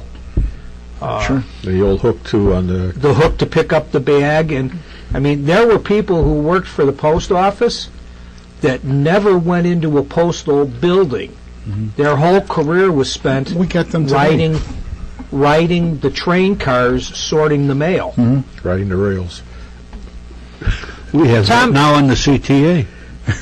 Tom mentioned it very early on in one of the segments. He talked about Jackie Gleason. Jackie Gleason had a terrible phobia about flying. Mm-hmm. He had a personal stainless steel car for when he traveled. That car is now in the Railway Museum down in Nashville. Mm-hmm. There was a lot of executives that had personal cars though at one time. And it's a square end observation car, so he could go out on the little porch and have his cigar. And there was a special on. It wasn't about his particular show, but it was like a background on him. And he was in that car. You're talking. He's got everybody in the cast. They're having a party. Oh yeah. He said, "This is the only way to fly." That was his. Just like John Madden. John Madden has the bus because he's afraid to fly. Right. That's why he never does the Pro Bowl. Mm-hmm. What's his name? Don Newcomb, the Dodgers pitcher from the 50s and 60s. He had he couldn't get over the idea to fly, and when they came to following Jackie Robinson, a lot of black players were around, came to the majors, and he never got over that. He worked with hypnotists, so the team would travel by the plane now. He'd have to take a train or meet him somehow there. And do that. So that's another famous person. Something that I think we should talk about is in the 1800s and probably early 1900s, the power of the railroad in this country. I mean, they made towns, they broke towns. That was part of the problem. Right. Anyone that, at present day, that sits at a railroad crossing and just takes it for granted of how you have to sit there for half an hour and wait for the train to go by, getting a railroad to come through your town was the thing. They were more than happy to sit and wait for the railroad to go by. I mean, could you imagine in this day and age if they turned a street light red for traffic so a caravan of Consolidated Freightway trucks could go through? I mean, it's almost ridiculous. The other thing was that the trains in the late 1800s or mid 1800s, they would always have a problem with schedules because every town had their own clock. Yes. And they came here to Chicago, and they decided to put up a system. So now they got these time zones, which never existed prior to this. No, that's right. I was going to bring that up next. The railroads got their standard time zones in. Right. Everybody had their own, whatever time it was, by what time, sun rose or whatever. Well, they knew, it didn't matter. So it helped. Railroads had their benefits too, as far as that type of thing. And then Benjamin Franklin always loved daylight savings time, so that created a little bit of a problem for some people, especially the farmers. It's God's time or somebody else, or man's time. How does the livestock know about that, though? They don't care. Kevin, since you are our guest, how did you get this passion for trains and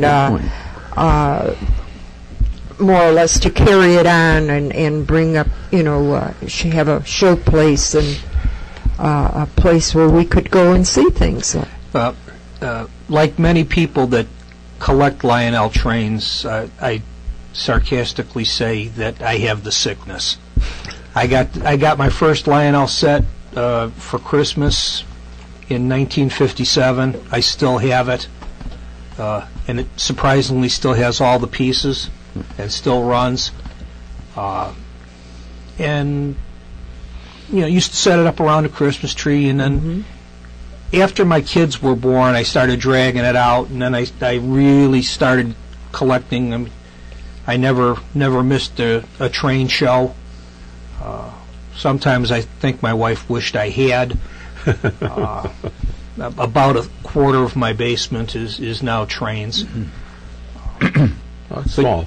Mike, you were talking about the times, the time standardization. There's a plaque, a fairly large plaque. I think it's about 4 foot wide and almost 6 foot tall, on LaSalle Street, and I want to say Clark, and it commemorates the establishment of the time zones. And there was an episode of History Detectives on Channel 11 about a month ago. A lady had a clock and knew that it came from a jewelry store on State Street, but there was a hole bored in the back of it. And it turns out that the clock had been made by a jeweler, and it was rigged to a telegraph system, and that when it chimed, it was the standard for the railroad, so that when it went off, everybody knew, every telegraph, and most of the telegraph stations were in train stations because the railroads back then were the predominant users of the telegraphs, and all the telegraph lines paralleled the railroad tracks. And in a lot of places you can still see the Western Union Telegraph poles and what's left of the wire that hasn't been stolen by the salvagers right along the railroad right away. But they were able to determine that this clock had been used as one of the clocks to standardize time, so that somebody thinking that they were supposed to be on the track between St. Louis and the next town west at 3 o'clock and were cleared through going west, didn't have a meeting of the hearts and the minds and the cow catchers at 30 miles an hour head on the train that was supposed to be coming east. So that's the reason the times were standardized, because a lot of times they only had single track. Yeah. They didn't put up multiple tracks. That was something that came much later. There's still a few around like that. Unfortunately, there are quite a few around like that because when the trains died out a bit in the 80s, a lot of roads tore up the second set of tracks. Between Chicago and Fort Wayne, it's one in a lot of places. Well, I was up in Alaska, and you go on the Whitehall run, and they have one track because of the fact they couldn't afford to put two tracks up because it was the side of a mountain. Well, that's another. But I think they also was narrow gauge, if I remember right, and I think it's 3 foot or something. It's 3 foot as opposed to the regular 4'8", which Jack, do you know why American track is 4 foot 8.5 inches between the rails? No, Mr. Bones. Why is it goes back to your first mode of transportation. Yeah, you remember those days. It's the same width as the axles of a Roman war chariot. Really? That's what it is? Huh? Now, if you go to Russia, imperial gauge is 5 foot. And they did that because Russia didn't want to have their rails used by an invading army. Makes sense. And the one train that's in operation today in Europe that literally has to change the trucks, and the trucks are the frame and the axles underneath the car, is the Orient Express. It leaves Paris, goes into Switzerland or Austria, I'm not sure. Everyone has to get off the train, and then they literally pick each car up, move it to the adjoining track, and deposit it over axles set on the wider set of tracks, and then switch engines, and it continues the journey. Yeah, I'm glad you mentioned that, Kevin, because that answers a question from about 55 years ago when I was over there, and I didn't know it was in Bern. Okay, Bern, Switzerland. If you go up to the Illinois, I didn't know what the hell they were doing. If you go up to the Illinois Railway Museum up in Marengo, Illinois, Union, Illinois. Union, yeah, well, it's the Marengo exit. Yeah, they have a engine called a decapod. It has 10 main drive wheels, 5 on each side. It used to belong to the Frisco Railroad, but it was part of an order of trains made by Nicholas Tsar of all the Russias prior to his untimely demise, and the United States Railway Administration would not allow the trains to be sold to the Bolsheviks, so they were divvied up. But that is set for imperial gauge. So what they did was they put a boot, which is a sleeved flange, over the drive wheels, so that the wheels that were intended for a 5 foot track can operate on a 4 foot 8.5 inch track. And that was, if you saw the movie A League of Their Own about the women's baseball teams during World War II, right, the steam engine sitting in the background, just idling, blowing off a little bit of steam, is the decapod. But coming up to a little bit more modern times, there's an event coming up on May 11th, which is National Train Day. It's sponsored by Amtrak. It will be down at Chicago Union Station. It is a free event. It's children friendly. It'll be in the Grand Hall from 11 in the morning until 4 in the afternoon.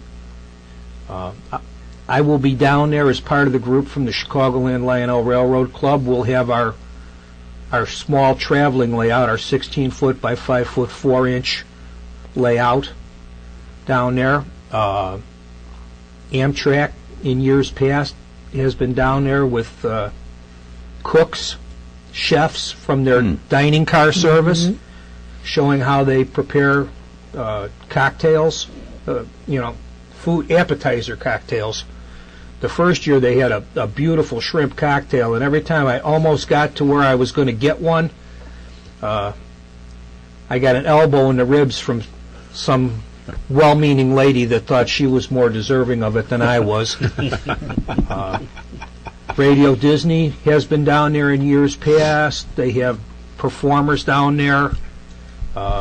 Last 2 years, the $1 Million Quartet has come on and done a couple of songs. There's all kinds of stuff for the kids, and it's free. Freebie. Freebus. Wow. What date? That is something. Saturday, May 11th. That's from 11 in the morning till 4 in the afternoon. Oh. 11 to 4. Yes. Union Station. Yep. 210 South Canal. That's the official address, anyway. What day is it? Saturday. Second Saturday of May. Saturday. Yeah. And the Chicagoland Lionel Railroad Club will be there. Why don't you give out trains. your website and all the information? You got any phone numbers people might be interested in contacting you? The Chicagoland Lionel Railroad Club is located at 1311 South Schoolhouse Road in New Lenox, Illinois. Our phone number is 815-485-2588, and our website is CLRC Trains, correct, yeah, TRAINS.com. And if you go to our website, there is a click on for driving directions. And if you go about halfway down the first page, there are 2 spots that you can click. New Lenox Cable Television was out at our clubhouse right around Christmas time and filmed about 20 minutes of video, and you can get an idea of what we have. We have our own 60 by 60 building with a 40-foot by 50-foot, 5-main-line, fully accessorized Lionel layout. What gauge? That's O gauge. It runs. We can operate both O gauge, which is a 1 to 48 scale car, or 027, which is a 1 to 43 scale car. But basically, our trains are the large trains like used to be at the Museum of Science and Industry. Yeah, now it's HO. Now, the one at the museum is now HO. It's a nice layout, but it's not O gauge. Well, the problem comes in how much can you put, size of old gauge. It takes up twice the space, so. It actually takes up 4 times the space. All right, 4 times. It's twice as long and twice as wide and twice as tall. Is there an admission charge for all these appearances, or? Adults are $2 a head. There is a family charge of $5. So if you have Very if grandma reasonable. and grandpa and the kids wanted to come out, it would be $5 for the family, and that $5 is good from 9 in the morning when we open until 3 in the afternoon when we close. We have the main layout is the 40 by 50. The smaller layout is up in the mezzanine, and the mezzanine also serves as a viewing balcony. We have tables where you can sit on the main floor. We have tables where you can sit in the upstairs. We have a little diner, hot dogs and pizza slices and soda and juice boxes and stuff like that. So, a family can come in at 9 and literally spend the whole day with us. And there's no telling what you're going to see operating. You can see Thomas likes to hang out on the little layout in the mezzanine. You can see a Southern Pacific GS4 daylight special steam with 8 passenger cars running behind it.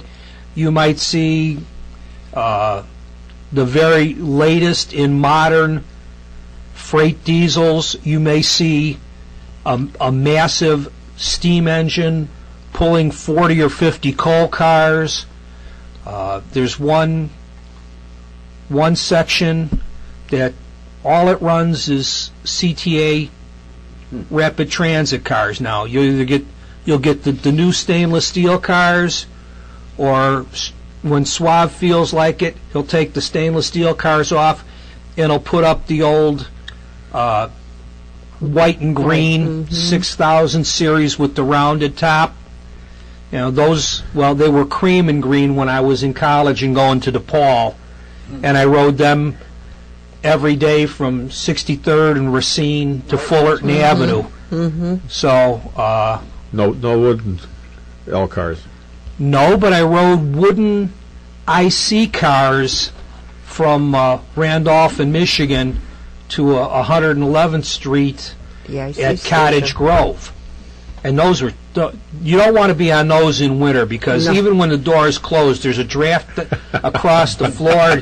You know, your feet get so cold, your ears want to fall off. Well, Kevin, no, finish it off, Kevin, first. I just had a little story about reminiscing about train rides and so on and so forth. This goes back into the 40s when the big signs that were hanging on the walls of all the Union Station, wherever you would be getting your train, had Uncle Sam saying, "Is this trip necessary?" Obviously, they saved all the seats for the Army, Navy, service personnel, for the service. And what happened every summer is that I was born in Ely, Minnesota, Boundary Waters area, and my brother and I, being 7 and 8 years old, would travel alone on the Pullman train. And of course, that's unheard of today. Unheard of today. By that I mean traveling alone. And very fortunately, my dad was able to get us a berth room, which is the bedroom, and then we would be a part of the whole system, the dining car, and so on and so forth. This was like an overnight trip, and we would head to Duluth, Minnesota. Then we would have to change trains and get the train that went into our hometown, which was 126 miles northeast of Duluth. And in reference to Tom's remark about trains making a city, all the tourists would be going there if they didn't drive to Minnesota. All the blueberry pickers were on this train. We would actually back up 20 miles and go pick that guy up and come back. And then the train was taken out of that line. They haven't had a train going from Duluth to my town in about 25 years. So that ended a lot of tourism and transportation for the townspeople. But my brother and I, being 7 and 8, we were very much watched by the porters, who told my dad they would keep their eye on us, you know. Well, my brother was a little bit impish, and he left the berth area, this room that we had, and he went up and down the aisles, unbeknownst to me, to tell the sailors, soldiers, Marines, "Anybody here want to kiss my sister?" For a nickel. For a nickel. Now I'm in this room, and all of a sudden I heard all this commotion. And what had happened is the porters on the train realized that they were forming a line. And of course I'm 8 years old, right? And so they were knocking on the door and they were saying, little girl, don't come out." Because they're going to be, they might not be disappointed, but don't come out. And my brother was just gloating that he had made about $2 of nickels. And that's my train story. Now, is that the brother we met here? Yes. Joe? Yes, Joe. Yes. Joe Stella. Many stories I can tell you about that. Can you imagine if that happened today? Well, that's why I wanted to tell it. We had this wonderful freedom, and everybody watching out for each other. Of course, we didn't know we were And so especially up there fortunate. too, Jeanette. Oh, heavens. I spent Willow River. Okay, is there. you know, Yeah, I the know that woods, area the very well. darkness. Yeah. And to think that we knew enough to go from one train to the other, which was like 4 blocks away, Not thinking any of it. Right? and think nothing, and buy ourselves a pound of Fanny Farmer candy to eat on the curb while we were waiting for the train. And now I know where the $2 went. But imagine that all of this came out of this wonderful trip on this train that started at Union Station. So is Joe younger or older than you? He's a year and a half younger. Well, your story just My big sister. caused me to remember something, and it's a piece of everyday American language now, but Milk Run. Yeah. You know, the trains used to make an early morning run. The farmers would milk the cows, right. put it in the The cans. 5-gallon Yeah. cans, get the cans to the station, and they went out on the early morning train, probably 4 or 4:30 in the morning, into the cities, the bigger cities, you know, and then the milk was processed, or at least bottled, because I can still remember milk coming in bottles with the cream at the top. You know, You had to shake it, yeah. and you're talking about the signs. There's still a sign on a building downtown. The Santa Fe sign is still on that one building. No, they took it finally down. took it down. They did Took take it it down. down. Was it Motorola? I think it's put a sign up there, and that was a big fight with that because it was landmarked, and they took it down. And the Union, Illinois, has a sign as far as I know. Now, the big IC sign, big Illinois Central sign that used to be at Randolph in Michigan, that, I believe, is up at Union as well. Okay. Well, the other thing she was talking about going down by yourself. I remember when I was a kid, General MacArthur was going downtown, and I said, I got to go down and see him. So here I didn't tell my parents where I was going, took the bus, That's what I mean, we did. went downtown, seen him, and got home again without any problem. Yeah. And I did it on my own, you know. Now you mentioned before 63rd and Loomis, a couple of blocks from us. Time for a break. We'll pick that up later. We once again interrupt the proceedings for some messages of interest and importance. Well, friends, spring is just around the corner, and now is the time to think about your roof, siding, and gutters on your home or place of business. You could get some heavy rainstorms in the next few months, so be sure the roof, siding, and gutters are in good shape. You don't want mold or mildew in your attic or crawl space, or drip, drip, drip on your ceilings and in your rooms, or have your walls damaged by a leaky gutter or bad siding, so don't have a double expense. Sooner or later, you're going to have to get them repaired. So call Besch Brothers Roofing, Siding, and Gutters at 630-616-1359.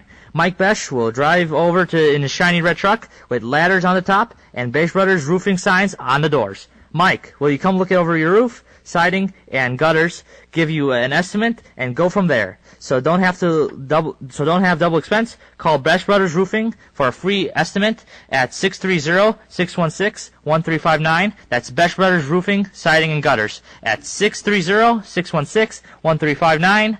Call today. 630-616-1359. You're listening to Meet the Chicago Historians, and we thank you for it. Everyone was asked earlier what their relationship with the railroad was. My aunt worked for the B&O. She actually was the escort for school groups going from Chicago to Washington, D.C. And when my mom graduated from high school, she worked for the Rock Island. She worked from 43 until I ruined her figure when I made my appearance in 1950. My aunt is no longer with us, but she left me a couple of railroad treasures. I have a Demitas cup and saucer from the Capital Limited. And I have a complete set of the food service menus from the Eisenhower funeral train on the return trip from Abilene, Kansas to Washington, D.C. And they're gloss black with the metallic chassis cat on them. You know, and I keep them put Is away. that for Chesapeake Bay or something? No, when the Chesapeake in Ohio and the Baltimore in Ohio merged, they became the Chessie system. Okay. Like a monopoly, B&O Railroad, short line, Baltimore, no. Well, there's a B&O CT, Pennsylvania, which we could talk about. and Reading. Yeah, the Sorry. Baltimore and Ohio, or the Chesapeake in Ohio used to have the slogan, you know, sleep like a kitten. Oh, okay. And the cat, the male cat was Peak, and the female cat was Chessie. And when you put it together, Chesapeake. And there was one where Peak is, you know, sitting there, standing watch, and Chessie and the kittens are half curled up under a blanket. Mm-hmm. You know, that was. I think we'd be remiss talking about railroads in Chicago if we didn't at least touch on the Pullman Works on the south side of Chicago. The classic company town. Right.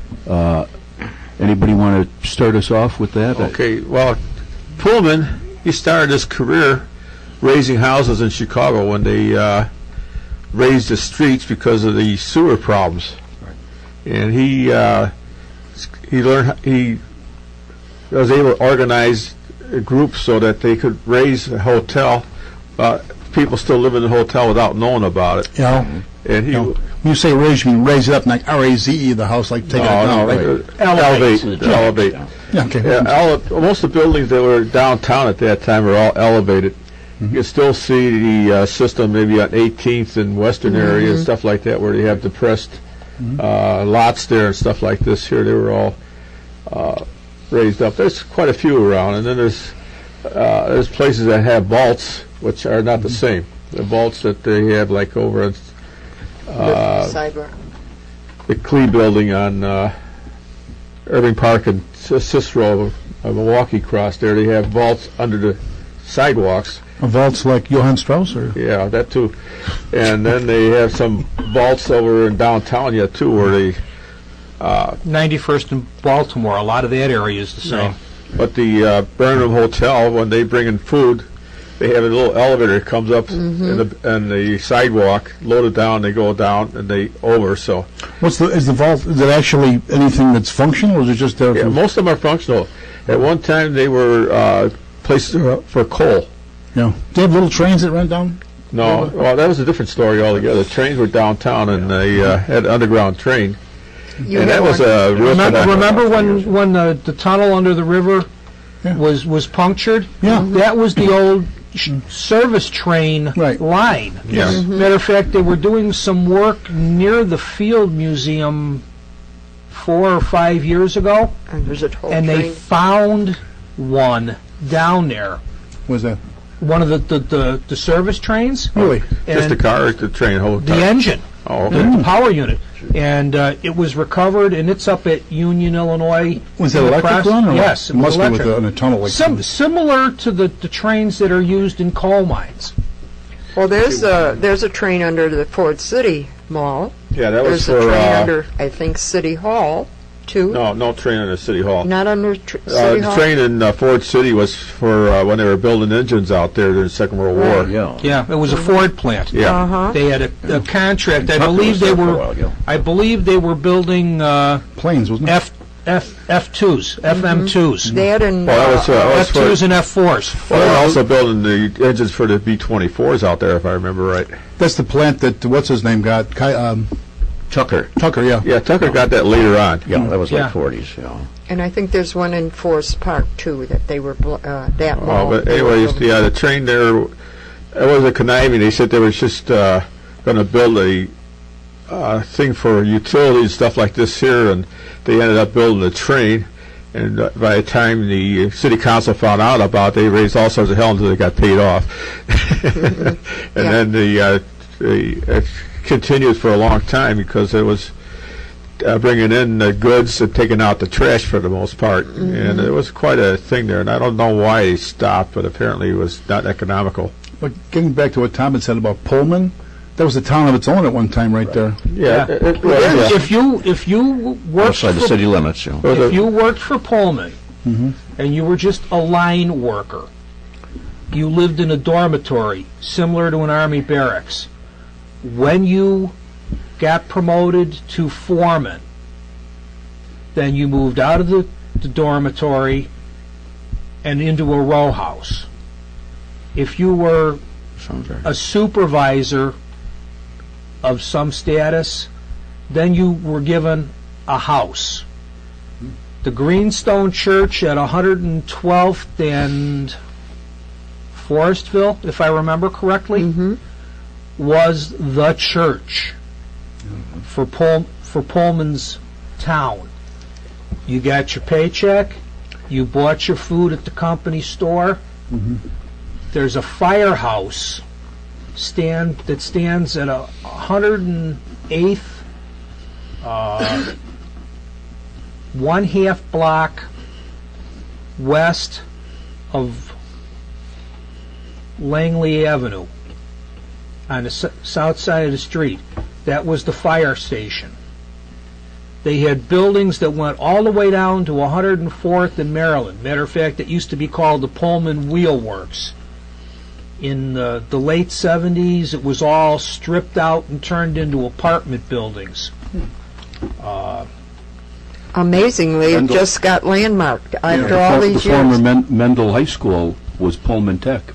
Yes, it This is was. now Southeast College Prep or something, the building. They used to attend classes there when Gwendolyn Jones, I when think. Pullman College Prep. Works was open. The kids went to school, so they didn't have to have any daycare. But when they closed, then the high school. Back in the late 70s, I was a patrolman assigned to the 5th Police District, the Kensington District. One day, I went off the air for my half-hour lunch. I'm just wandering through the buildings because, they're in the process of demolishing them. I look up, and behind a piece of conduit, piece of the steel pipe for the wiring, I see what looks like an IBM punch card. So I reach up, take a look at it. It's not a punch card. It's actually 3 service cards from a Pullman porter for a train that left Bakersfield, California on the 28th of August. And I think the year was 1949. I don't remember exactly. And it listed who was in what berth and what time they wanted to be woken for breakfast, and whether or not the porter was supposed to shine their shoes. And it was his service cards for that car from Bakersfield to Chicago. I realized it was something not to be thrown away. So I took it over to the Pullman Library at 113th and Langley and gave it to them. That library, I believe, is now up in Union, Illinois, because there's a bicycle shop and something else in the building where they used to be. But there were some. It was the company town. There was no question about it. Yeah, you were essentially a slave to the company. I heard when I worked out there, I heard people just saying that, "Hey, you want to go over to the communist?" The problem with which was almost like it was a good explanation. There was company towns all over the United States, mostly coal mining areas or company towns. And Pullman almost governed that area. I mean, he dictated, as we would say, what to do in that. But it was a source of good housing. Well, you know what I'm saying regarding that they didn't have to look; they could live in. Well, the problem that Pullman got into was they had a recession or depression at the time, and the wages went down, but the rent didn't. That is right. They had a big riot because of it. Pullman actually lived in the Hotel Florence. All right. The Florence, I believe, was the name of his daughter, not the wife. I think you're right. Hotel Florence is closed now. It's being restored. Okay. They used to have a restaurant in there. Yeah. And being a working policeman, I did 31 years on the job. You work Sundays, and if you're lucky enough to be working days on Easter, you still got to work if it's your working day. So I live in the southwest corner of the city. I just had my wife drive over and meet me at the Hotel Florence, and BC, before children, it was just me and her. After kids, she'd bring the kids with, and we'd have Easter breakfast at the Hotel Florence. And then Florence it was a nice thing to do. Right. Florence Hotel was open for a long time, but it's mostly for just to show what it was. They had really nothing going there, but the second floor was closed, so it needed renovation quite badly. Now, there is a historic Pullman Society, and they're in the building at 112th and Cottage Grove. I don't know what the building was originally. My guess would be it might have been an American Legion Hall or something. But they have multiple displays set up in there. But there's a Pullman Historical Society. There's also it's interesting. If anybody ever gets out to the St. Filippo Estates out in Barrington, he's got a Pullman car out there, quite nice. He's got it's a place to go. It's a lot of charity. You can't go out there on your own, but if you go through a charity, unbelievable place to go to, and he's got his own little train too. San Filippo, is that the one with the nut company? Yeah, it's the owner of the original owner of the company. Yeah, I got the name of it. One. Fisher. Yeah. They had some on Channel 11. Yeah. We were out there, and they got 8,000 pipe organ. Unbelievable. You go out there. He's got his own carousel. He imported from France after they got through with, so he restored it. Nickelodeons, unbelievable amount of Nickelodeons out there, and these things only have one volume loud, and some of these things I never even dreamt of. They got one that has about half a dozen violins, and it plays the violin spinning around, and it goes up and down and pulls the strings and everything else. So it's quite a fascinating place. That isn't the Cuneo place, is it? No. Oh, okay. That's amazing too. Pullman, in his decor, on the train, the blankets in the berth room, in the little room you would get for beds, was maroon with little pinpoint dots of tan, and that was on the velvet of all the seats and the blanket. It was just a beautiful train, just beautiful, and with mahogany wood. Anything that was Pullman stem to stern, top to bottom. The Pullman porters, there was no question that they worked for anyone other than Pullman. The embroidery on their jacket, the buttons on their jacket, everything. If you get nostalgic and you want to see just a little taste of it, the McDonald's restaurant at 115th and St. Lawrence, the theme for that McDonald's is Pullman, and they have some Pullman artifacts in there, including a couple of different charts on the different Pullman cars over the years. 115th and what? St. Lawrence. It'd be it's 600 east on the grid system, but it's actually 3 streets east of Cottage Grove because of the way Cottage Grove hooks. Cottage Grove bends once it hits 111th Street, and instead of running straight south, it runs slightly south-southwest. I didn't know that. McDonald's. Yes, the McDonald's. All of the McDonald's in Chicago have themes. That one, because of where it is Pullman.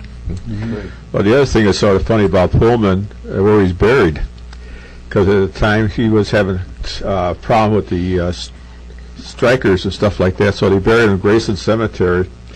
And I guess he buried under, I don't know how, his coffin was covered with logs, and then there was concrete all over the place. And concrete, yeah. So it's sort of humorous. Graceland? Yeah, Graceland Cemetery. Having had the privilege of being in the 5th District during the last Pullman strike and seeing how uncivil it got, I'm not surprised that was the reaction that the old man created when he died.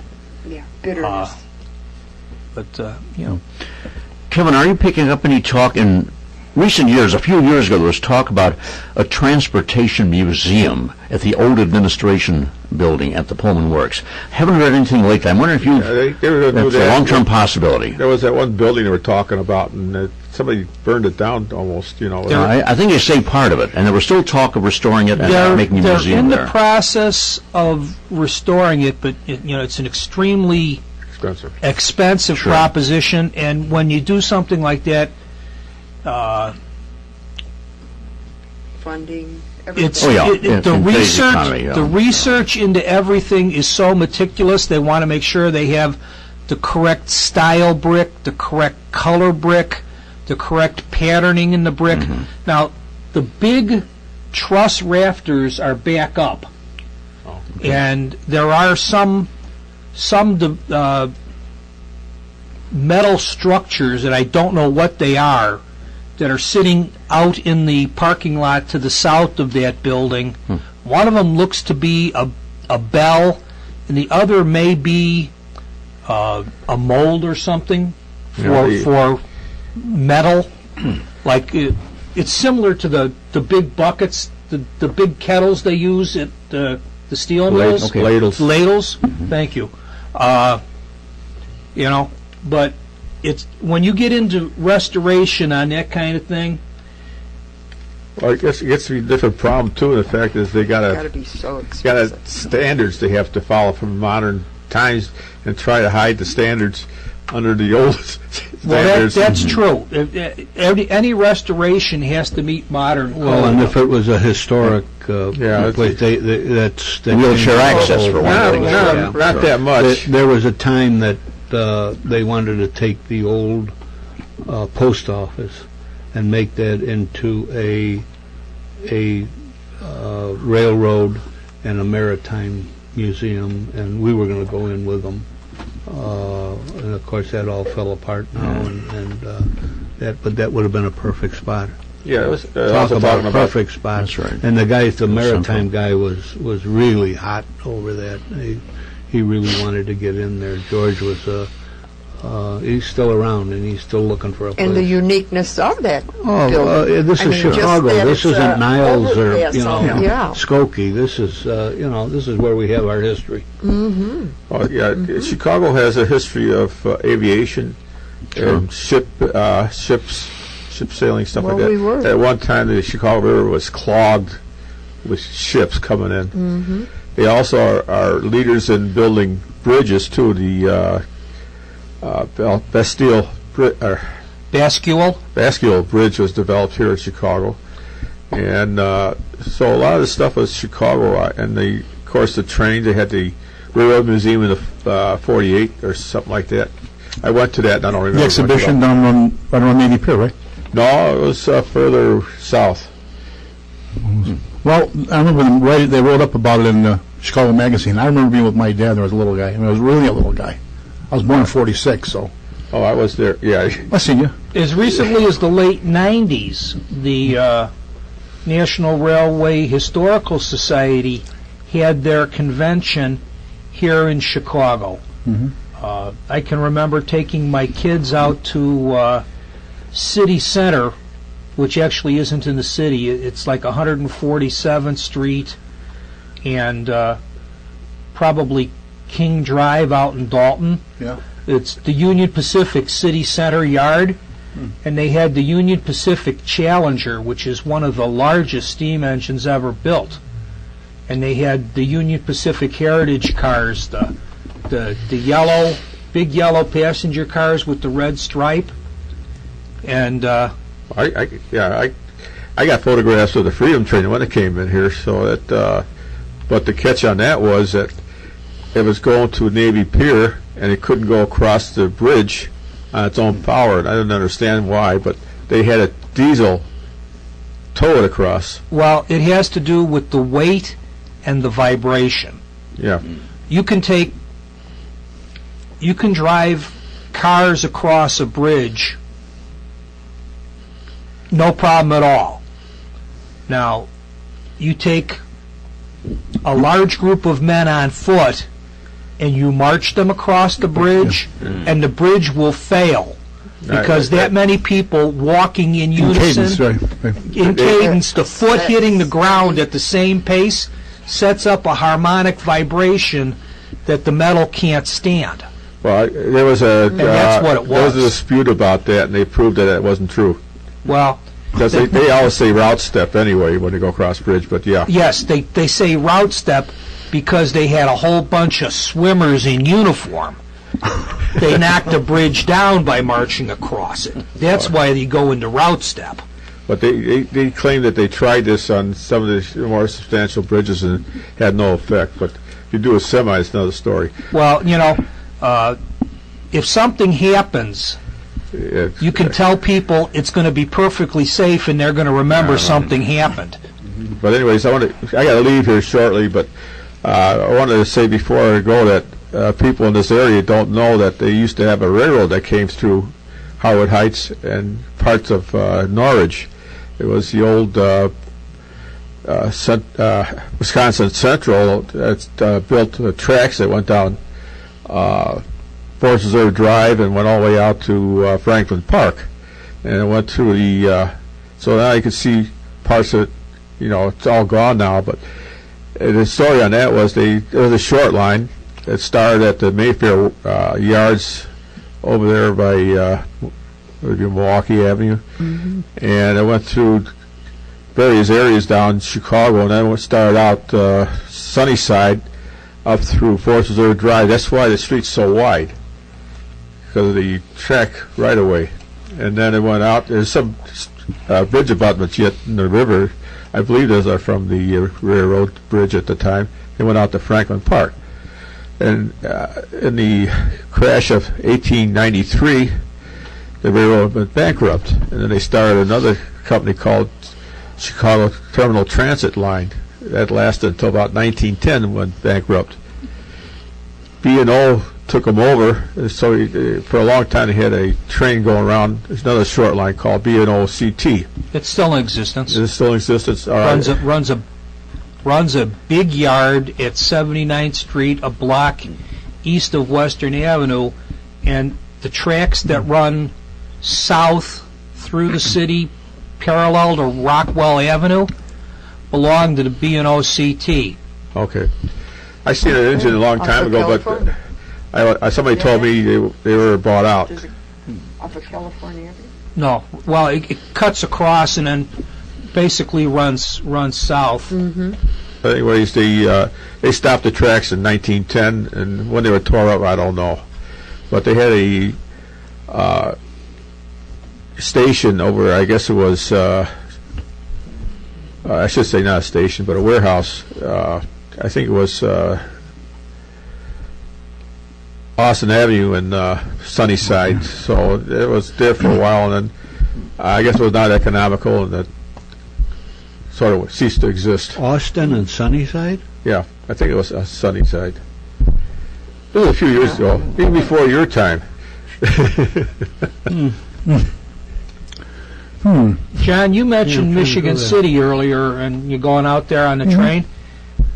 Some of the streets in Michigan City are extremely wide because the train tracks actually run down the middle of the street. Yeah. You will see modern engines hauling box cars and flat cars down the middle of the street. Matter of fact, someone just sent me an email with a 12-minute video attached of a GP38 hauling a string of cars right down the middle of the street in Michigan City. We used to get off the train in the middle of the street. I remember that. Well, Chicago had there was a street level for years, and there was so many people getting killed that they elevated all the trains. And that was true with the L tracks too, except the fact that the Brown line, as they call it now, still has some street level tracks that goes by Blagojevich's house. Yeah. Well, my daughter went to college up at DePaul, and on Belden Avenue, about 4 blocks west of the campus, there's actually a set of tracks at street level that still crosses Belden Avenue. It's an old freight spur. I don't think it's in use anymore. But one of the strangest sights you'll see if you get on 72nd Street between Costner and Cicero, twice a week, an engine from the Chicago Beltline comes straight across the street from north to south, and they raise the truck door on the Tootsie Roll plant, and this engine pulls in hauling 3 tank cars full of molasses. And when it comes out, the tank cars are empty, and a couple of days later, a truck goes out full of Tootsie Rolls. Well, the other one that for a long time along Nashville Avenue was Chicago, Milwaukee, and St. Paul. Had a spur going from essentially parallel or on Nashville. And went all the way to Dunning, and at one time I took passengers, supplies, and everything else to Dunning. And one of the reasons why it's called Dunning is the fact that the actual... We have to take a little break here. Okay, I gotta get going anyway. Can you hold that thought? And I'm sorry you have to leave us. Yeah. Get your pass. Okay. You're listening to Meet the Chicago Historians, and we thank you for it. But they used to. Are you looking for a good place to have lunch or dinner? Well, I have just the right place for you to go. And that's Sereno's Village Restaurant and Pizzeria, located at 2318 North Manheim Road in Melrose Park. Now, every Friday, from 5 p.m. to 8:30 p.m., you can enjoy their all-you-can-eat buffet and pasta bar. A perfect way for families and friends to enjoy a delicious fresh meal together, just for $11.95 for adults and $7.95 for children 10 years and under. Sereno's is proud to introduce its Friday night buffet with pasta bar made to order. Fresh pasta with your choice of vodka, 4-cheese Alfredo or Marinara sauce, plus Sereno's meatballs and sausage, and a buffet is bursting with flavors from risotto, seafood, and chicken dishes, and a variety of Sereno's pizzas, and a full salad bar and garlic bread. Again, just $11.95 for adults and $7.95 for children 10 years and under. All you can eat. Also, you can enjoy their affordable, fast, perfect full-service catering. Catering might sound expensive, but when you choose Sereno's, we do the work, and you take the applause from a memorable party for every occasion. Or use one of our beautiful banquet rooms, accommodating to 20 to 200 guests. Many catering orders can be prepared on the same day or within 24 hours. No other weekly lunch buffet like it. Sereno's weekday, Monday to Friday lunch buffet is perfect for business, get-togethers, or even funeral luncheons. Soup, salad, pasta, pizza, vegetables, freshly baked bread, meat, and or fish, plus dessert. Call 847-455-9440 for group prices. On Tuesday, purchase a regular price soft drink and enjoy the fabulous buffet at half off from 11 a.m. to 2 p.m. Remember, for the best food in town, go to Sereno's Village Restaurant and Pizzeria, located at 2318 North Manheim Road in Melrose Park, just south of Fulton Avenue on the west side of the street, and plenty of free parking. You can call Frank or Sam at 847-455-9440. That's Sereno's Village Restaurant, located at 2318 North Manheim Road in Melrose Park. Call 847-455-9440. That's 847-455-9440 for the best food in town.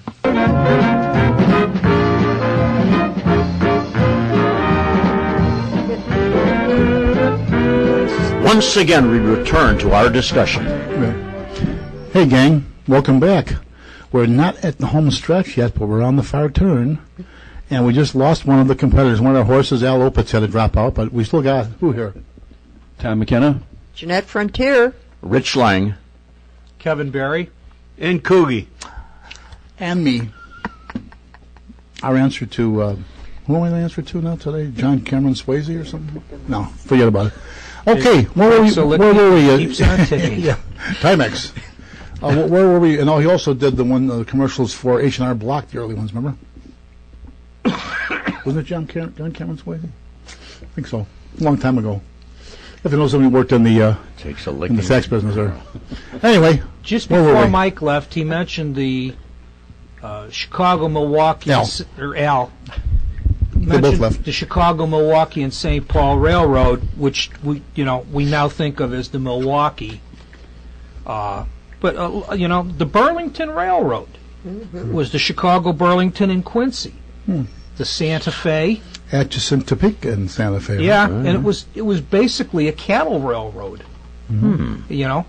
They drive the cattle from wherever it was raised to the railhead, put it on the railhead, and ship it to Chicago. GM&O, the Gulf Mobile in Ohio. Until recently, there was still a Gulf Mobile in Ohio logo painted on the viaduct at Cermak and Canal. They painted it out about 6 months ago. It was a big open blue wing shape with the white GM&O on it. That's just the Gulf now, or what? No, it was absorbed. I'm not sure by whom. There's only a half a dozen railroads, majors, still left. Conrail doesn't even exist anymore. Conrail was split. CSX got everything east of the Mississippi, and I believe the Norfolk and Southern got everything west of the Mississippi. That's why if you look on the engine and you see Norfolk Southern, look just below the window on the cab and you'll see little letters. You'll see PRR, Pennsylvania Railroad. Okay. Telling you where the heritage of that engine is. Pennsylvania, I remember the New York Central System had taken over the CJ, well, they still call it the CJ, and then they merged, it became the Penn Central, am I correct? Yeah, I believe so, yes. So, I mean, this is, how many little railroads are part of that system then? I think there are 19 railroads in total are part of CSX. That's it's Chesapeake Seaboard Express, but commonly referred to as CSX. It was the mega railroad that was formed when the Chessie system and the Seaboard Coastline L&N merged. That they swallowed the Seaboard Coast and L&N merged, and then they started picking up the smaller railroads and the rapid. I have a T-shirt with a SD70 MAC, a big monster diesel engine, and across the lower portion of the T-shirt, fortunately in my case there's enough stomach that it doesn't get tucked into my belt, are the logos of all the 19 railroads. Wow. The South Shore Railroad, the Southsiders would know it. That came under the control of the B&O during World War II, when all the railroads were placed under control by the government, and eventually was acquired by the B&O. Right. That's still in operation, correct? Yes, it is, but it's basically a much smaller operation. It took over parts that the C&O used to serve. Their biggest operation is passenger, although if you're far enough south, you'll still see their engines doing a lot of freight work. I know, used to see them, remember Black Hawk Films years ago in Davenport, Iowa? They had a lot of railroad stuff. In there they said this was the last interurban in the country between two, South Bend and Chicago or whatever it was like that. It's quite possible. Yeah. I was really surprised about 2 months ago. The line that the South Shore operates on is the Northern Indiana Commuter Transportation District, NICTD, and normally they operate the single level commuter trains, electric. I saw a bi-level electric train similar to what the Metra on the east side operates. Metra operates an electric line between 91st and Baltimore and the downtown. It goes goes up Baltimore and then hooks over, runs east on 71st Street from roughly Yates to Dorchester, and then swings up and goes on the elevated. But what's the line then that runs around 79th and South Shore there? Illinois Central or 79th? Sounds like that's a little half block from this way. 71st and South Shore. I'm 79th. I'm talking about too. 79th I'm talking about too. Just remember to say hello. There isn't any longer. Oh, is it gone now? Not any. 71st. It runs right down the middle of 71st Street. Yeah, I know what you mean. But remember when we lived in the southeast, there was Cheltenham Place. Anyone knows where that is? Remember Alexander's? Right. There's still a lot of dinners over there. Remember that building? I remember Alexander's. Well, right there, Cheltenham Place. It was still there in the 80s and early 90s. It was still there when I left the 4th District. Yeah. So that Cheltenham, we were at 3018. That's the same one I'm talking about. Well, that's 79th Street. Yeah, but that's commercial. That's not Stony Island. Oh, I didn't say it was Stony Island. I'm sorry, I thought you did. No, I didn't know. No, yeah, that's still there. That's the one that starts at 92nd and Baltimore.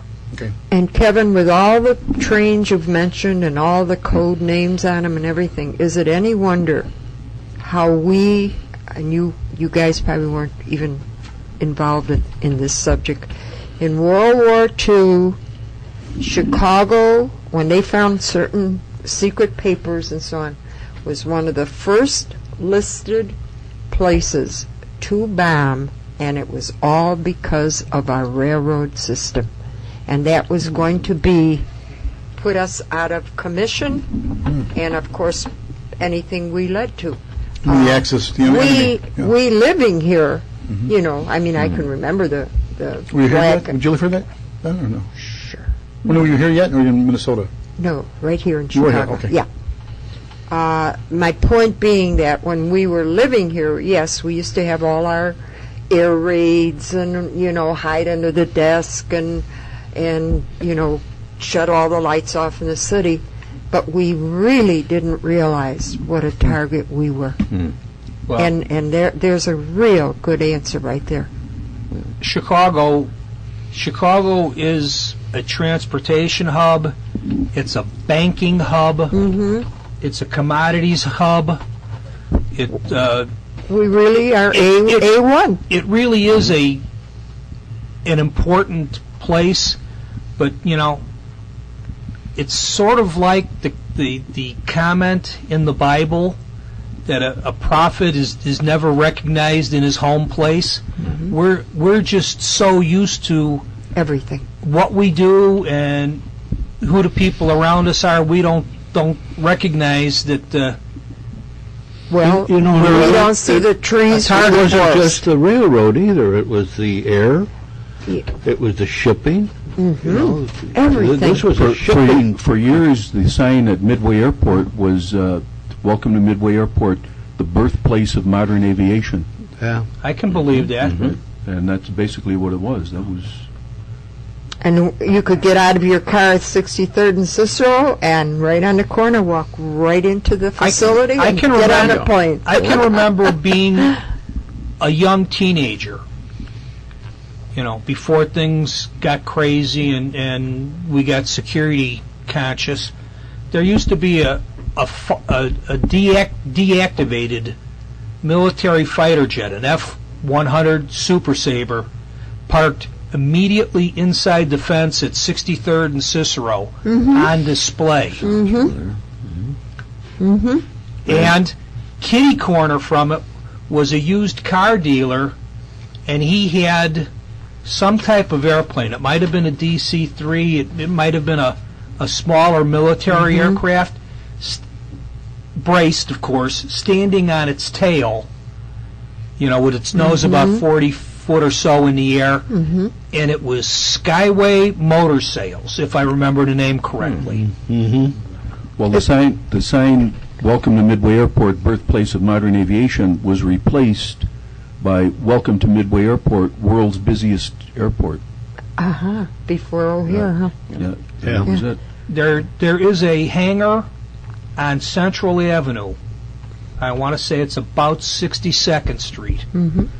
tan-colored hangar, and you can see the faded black lettering, and it's got the U.S. Army Transportation Corps insignia, That's where they. and it says U.S. Army Transient Hangar.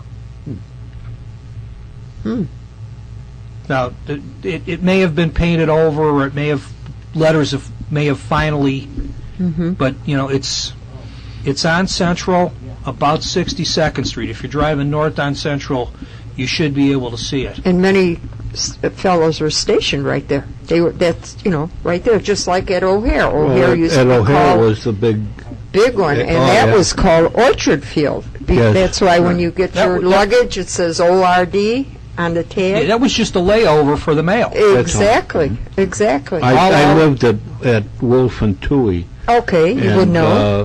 When all that was changing, I was in high school and living out there, and then when I got on the job, we used to get a lot of runs out to O'Hare for accidents with jets, jet fighters.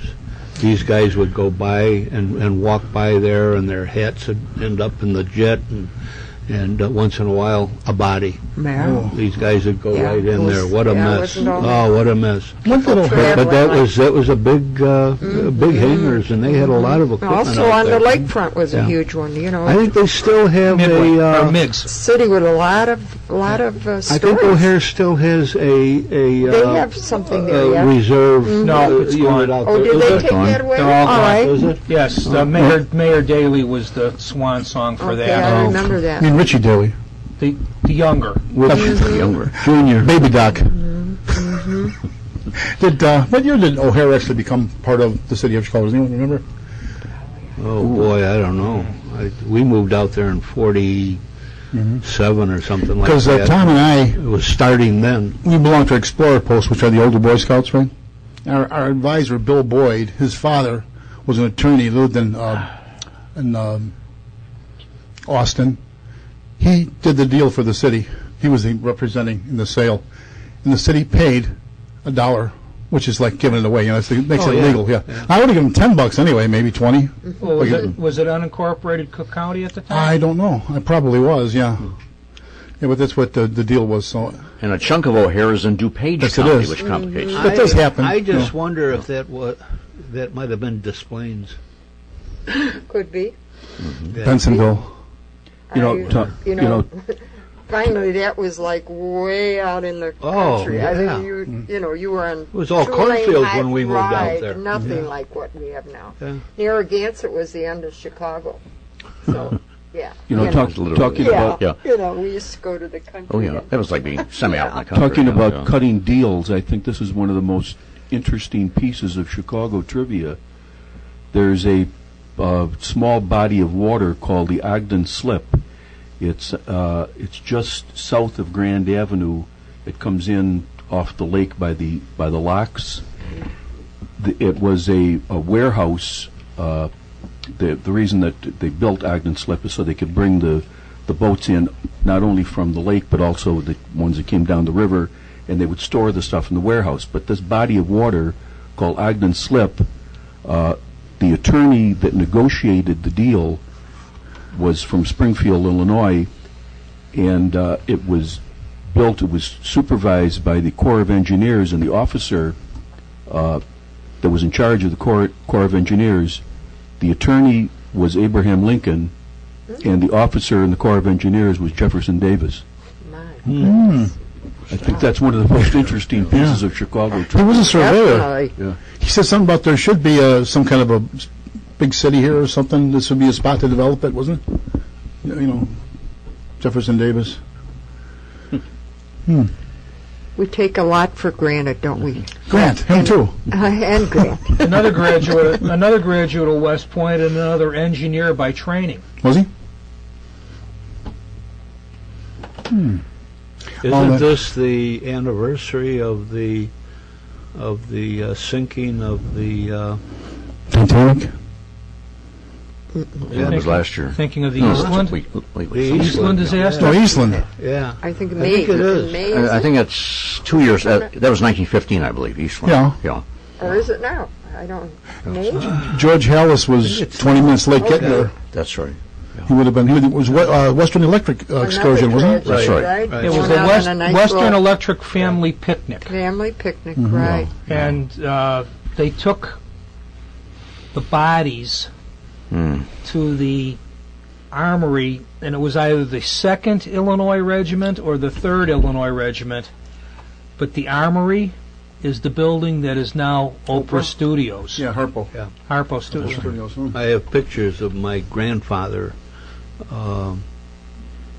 working at that. He was a welder, and they got him cutting holes in the side of the east. Was he a fireman too, or? Yeah. Yeah. Yeah. Well, you guys got trades anyway, don't they? And didn't that happen Mostly. because they finally all went to one side to say goodbye or Yeah. They saw whatever? there was a sailboat coming up the river, and they wanted to see it. Yeah, something to that effect. But still, supposedly it wasn't properly Kind of like distributed your underneath or bridge something. story, anyway. isn't It it? was the design of the ship. It didn't have a flat bottom; it had a rounded bottom. Oh, Okay. so And just when pull the it, people went from one side of the deck to the other, the balance shifted. A great friend of mine, we were talking about him earlier, Rich Crow, the guy who ran Chicago Supernatural Tours until he died this last year. That's right. He would tell great stories about the disaster. You know, entire families died. But there was one, and naturally it'd be something that Rich would remember. There was a person laying there waiting to be recognized, and suddenly the person sat rigidly up, straight up, like a perfect sit-up, and started talking. And the body had laid there for like 3 days. Apparently they had dentures and swallowed the dentures, and something caused a muscle reaction in the body, and they spit the dentures out. Where am I? Where's my They were alive. Survived. They were alive. Survived. Yeah. But and the water from the river was so cold at that point It preserved that it. it had thrown the body into shock. Wow. Isn't that amazing? You know? Sure want to try to reduplicate that. Would No. you? And after the Titanic disaster, the ship had enough lifeboats. So what good are lifeboats in the way it sunk, just feet from shore? Like No that, room to yeah. do anything with the lifeboats, yeah. Well, it went over so fast that Yeah. the lifeboats on the one side were underwater. Yeah. Most of the people that were on deck were catapulted into the river, and those that were below deck were You're just trapped inside, right. Boy. And there's a story, too, that the captain of the Eastland he was against any rescue attempts to go into the hull, to, Cut into it? yeah, and he was, I think, prosecuted for that. I'm not sure about the outcome. But here's the captain of the ship, keeping the ship's integrity foremost. He doesn't care about the lives. Don't use a blowtorch on my Right. ship. Don't Look at the guy at don't that you mark that up. that That's one right. that capsized out in Italy. Yeah. That's right. Same That's idea. right. Yeah. That's right. Yeah. Yeah, well, I think when that investigation finally is released, they're going to find out he was showboating, trying to Oh, he was. impress Yeah. the retired Commodore. That's a no good. What's a good penalty And a for few that? gal friends, they say. And it's still there. They still haven't moved it. I had one other question. That's right. That's another amazing thing. Earlier you talked about imperial track and different size track in Europe. Now, antebellum South, that is before the Civil War, didn't they have different gauge train size? I believe the tracks were similar in size because most of the folks that were building the trains, most of the companies, were in the north. I'm going to fall back on my college days as a history major. You're familiar with Harper's Ferry, and most people remember John Brown's raid on Harper's Ferry for the arsenal. Okay, there was also a raid on Harper's Ferry in which 13 railway engines were stolen from the B&O Railroad Yard by the Confederate raiders because the South needed those steam engines both for rail transportation and it was the same type of engine that was used in naval vessels. At least one of the engines was put in a Confederate warship and recovered at the end of the war. Really? And we remember Sherman's March to the Sea, probably one of the earliest scorched earth policies right after Rome's sowing salt in Carthage so nothing would grow. And there are photographs of Union soldiers with big bonfires with railroad ties on them, and then 6 men pick them up and run them around a tree and bend them into something that looks like the ribbons that we use now for whether they're yellow for the troops or pink for breast cancer. Yeah. And those were referred to as Sherman's bow ties because once the rail was bent like that, even if you could heat it up enough to get it off the tree, you could never straighten it out enough again to use for rail tie. It would have to be sent back to a foundry and melted and reforged as rail. Yeah. Before we run out of time real quick, if I may, the Chicagoland Lionel Railroad Club will have open houses on Saturday, May 20th and Saturday, May 19th. And the Canadian... Sunday. You said 2 Saturdays. Yeah. 19th and 20th? No, May 19th. Oh, the third Saturday of April and the third Saturday of May. And the Canadian National Railway is kind enough to be to have promised us that they will send Little Obi, which is their half-scale train that provides rides for people.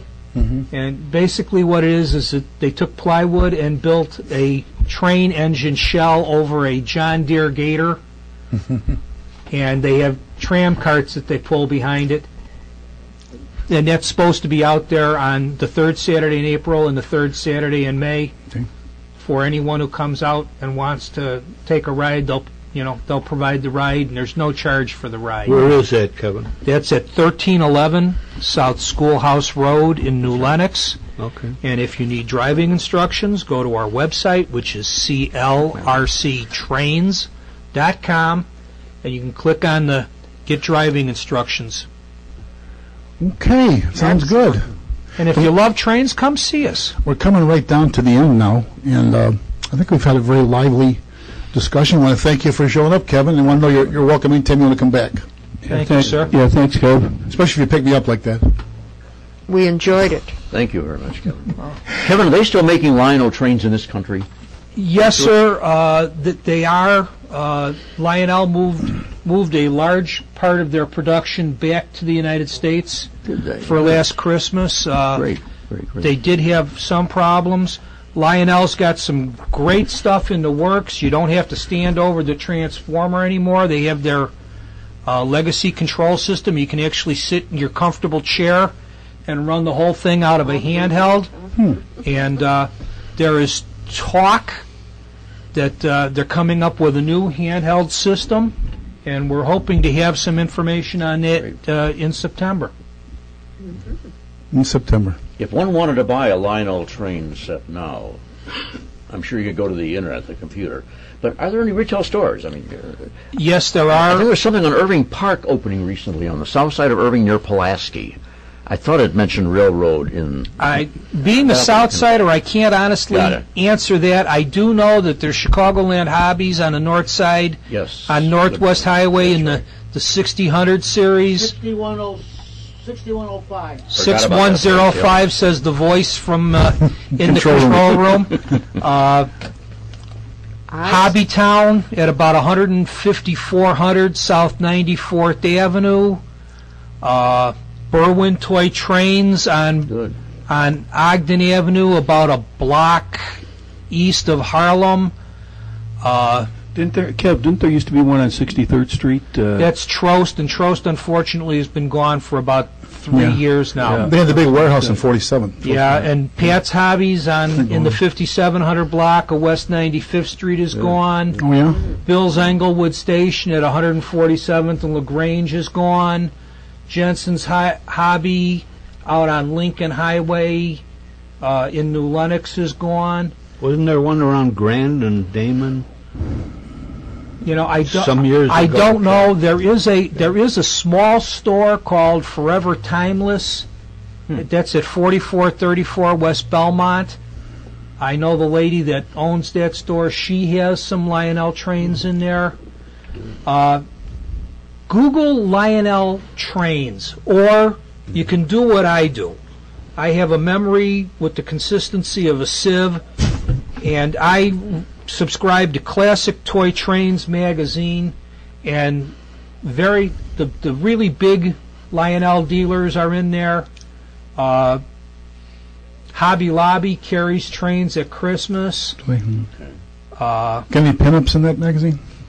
There's a picture. There is. Here, there you go. drool over that vintage engine. Kev, out of curiosity, what price range are you talking here? I mean, let's say somebody said, I'd like to get started in this. What kind of money are you talking? You can get a Lionel engine, just an engine, for around $159. You can get a starter set. Menards carries trains at Christmas. Menards had four different sets out there at Christmas. They had a starter set for $239 with an engine and track and transformer and cars. Toys R Us? On that happy I don't note, know about Toys R Us anymore. They used to. Think so, yeah. Sorry, gang. We've come to the close of another session. Oh. I know we're all sorry. Thank you, guys. We wanted to stay on, but John won't let us. So anyway, next show will be taping on the 20th of May, and who knows what we're going to come up with for a subject. I don't even know. Do you know? Anyone have any ideas? Let's go. So just until next time. Chicago area brothels. I got my badge too. I got one in the mail. Okay. Listen, until next time. Well, I'll look to see if we can find an expert on that. I missed the date. Until next time, remember that history is much more than a book you keep on the shelf.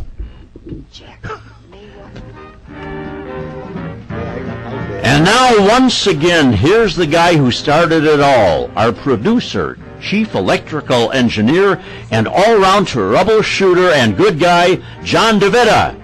Well, thank you very much, Rich. I hope you've enjoyed today's broadcast. This was very, very, very interesting. You have been listening to Meet the Chicago Historians from the John DeVita Broadcast Center on the Windy City Hometown Entertainment Network on Monday, April the 15th, the year 2013. This broadcast was produced and directed by John DeVita and edited by Stephen Lehman. This program was pre-recorded. Thanks, friends, for listening.